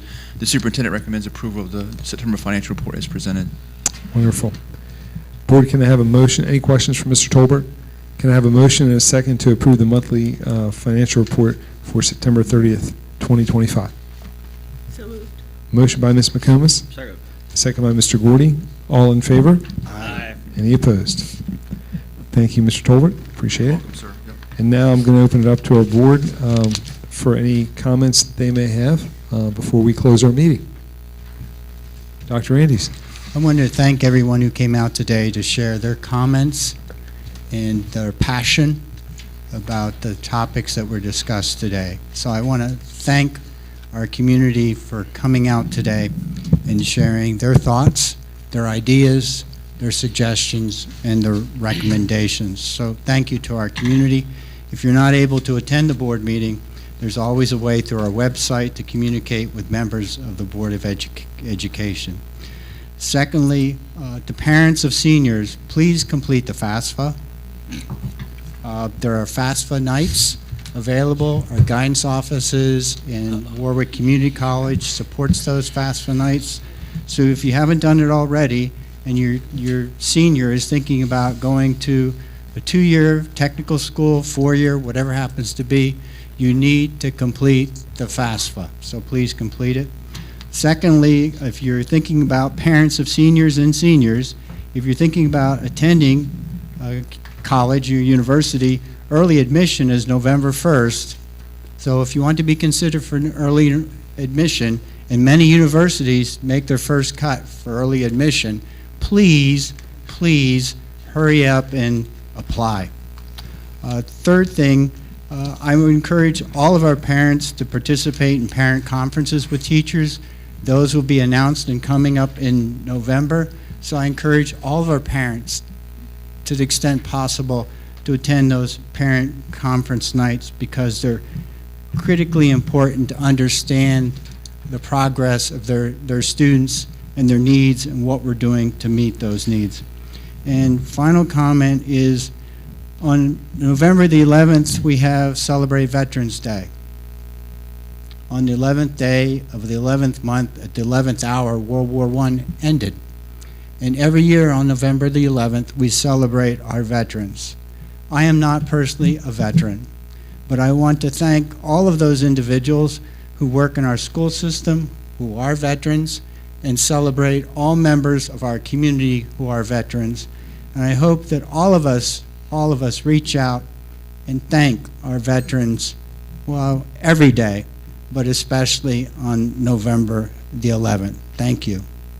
Thank you, Dr. Andes. Mr. Buchanan. Yeah, I'd like to commend the Superintendent Wallace for implementing the Superintendent's Recognition program. It was nice to see it. For years and years and years, it's always been kind of based on athletics or academics, and sometimes some students kind of are not recognized, and they should be. I made a little notice. It was almost like character recognition, what we were doing today. Another term that came up was quiet strength, for students to actually do that. And then I thought, like the silent leader sometimes has the loudest voice, and in their actions and their impacts on others. So I think it's a good program. I'm looking forward to next month too. Thank you, Mr. Buchanan. Mr. Gordy, don't forget to speak into the mic. I did note that when the subject of silence, Mr. Buchanan, thank you, that when the subject of FAFSA came up, our board president got a side eye. It'll be taken care of, don't worry. Ms. Addis. I just wanted to reiterate also what Dr. Andes had said about everyone coming to the meeting today that was able to voice their opinions on the issues of today. And I feel like everyone did it in a very respectful manner, which I very much appreciate, and I'm sure everyone else up here does as well. And one of the things that I really wanted to speak about today was within the last month of all the things going on, whether you are for the TPUSA group or against the TPUSA group, I think the main thing to just take away is that these kids do have the right to form this group. And as long as they are doing it and they are following their code of conduct and they are doing it in a respectful manner, I think that we need to give them the space to be able to explore what that group means to them and ultimately potentially to this community as well. I've had a lot of conversations on both sides of the aisle when it comes to this group this last month, and actually one of the people were sitting here today that I got to give a hug to because she thought the exact opposite way that I did, and we were able to hug it out, and at the end of the day we are able to have a respectful dialogue, and I think that's what this group is all about, and that's the conversations that I've had with the kids that have started this group. And one of the things that I do want to bring up to people, because I don't know if a lot of people do understand that this isn't just one of a few clubs in the school system. This is the 84th club that is formed within Worcester County schools between all the high schools. That's a lot of clubs. And just want to bring up a couple that, as I was scrolling through, Dr. Record was able to give me a copy of all of the clubs that are registered within Worcester County. And there are a lot of different clubs: Project Lit, Speak Up Club, Christian Club, Black Student Union Club, Cyber Patriot, Student Voice Organization, Fellowship of Christian Athletes, Powerful Youth. Those are all just a few that stood out to me as being what you would consider confrontational, and yet no one is having a problem with those students meeting. So I think that we need to give a little bit of grace, and I think we need to let these students flourish with what they want to try to accomplish with this group. And just so everyone knows, I just want to end with this quote that one of the members who was asked by a reporter after they met at the commissioners last month, or earlier this month. And the reporter had asked him, you know, why did you decide to start this club? And his response was, we just want to honor Charlie. The things that he said about living your life for God, living your life for yourself, and having your own opinions and being able to fend for yourself really got to me. It made me want to be better, and so we want to push people to be themselves and to get out there. And I really appreciated that statement, because most of the hate that I've seen has come from adults this last month. And I think we really need to just check ourselves and just be there for these kids that want to do good in this world, whether it's right or wrong, or whether you agree with it or not. I think we need to just be able to give them that space to do that. So thank you for everyone that was able to come out today to voice their opinions in a respectful manner. I think that was great to see, because we need to show how these students are able to do that as well in a respectful manner. So thank you very much. Anyone else wishing to speak? Ms. McComas? No. Okay. I just want to say, I also want to thank all the speakers for coming out, being respectful, listening to everyone speak. Healthy discussion is always good for you mentally and physically, and I think that it's important as we continue forward that we have these discussions and that they're respectful and not hateful. And the other thing I want to tell you is that yesterday, when we were with the Ways and Means Committee and the delegates over at the technical school, they were extremely impressed with the projects that we have taken forward and gone out on a limb for. I mean, I can think, you know, the ideas that came from Chef Cropper and the way that he was able to get those ideas implemented and everybody was able to help out have been a tremendous success for the technical school as well as Worcester County Public Schools. And the NEST project is another incredible success, and to see some of the students who are working there who are actually planning to come back and work for Worcester County Public Schools in our Grow Your Own program is incredible. So I just hats off to them, and I think the Ways and Means Committee was incredibly, they were blown away by what we've started over there. They were. Can I just say? Yes. One of the members came to me and said, "You are doing so many amazing things here, and I really admire the fact that you have community, that you have people that jump in when something needs to happen," and we do, and it's something you don't find everywhere.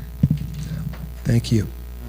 So now I'm going to go ahead and talk about the informational items unless Dr. Wallace wants to announce. So I'm going to announce these.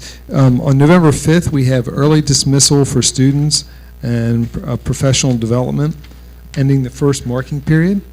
November 6th, schools will be closed for students on a professional day, and November 7th will be closed for students on a countywide professional development day. Our upcoming board meeting will be right here on November 18th in the Sarah D. Thompson Board Meeting Room, Worcester County Board of Education Central Office, 6270 Worcester Highway, and we will open at our open session at 4:30. Immediately consider the vote in going into closed session under general provisions of Article 3-305B of the Annotated Code of Maryland. The board will reconvene in open session at 6 p.m. and the board meeting information will be posted on the school system website, www.worcesterk12.org. Before, I'm not going to adjourn the meeting. My board members know that we're going into a brief closed session, and so I'm going to ask for a motion to enter into closed session under general provisions of Article 3-305B of the Annotated Code of Maryland for the following reasons: to perform administrative functions. And so can I have a motion to enter into closed session and a second? Motion. Motion by Ms. Addis and a second by Dr. Andes. So we are now going to be in closed session, and I'll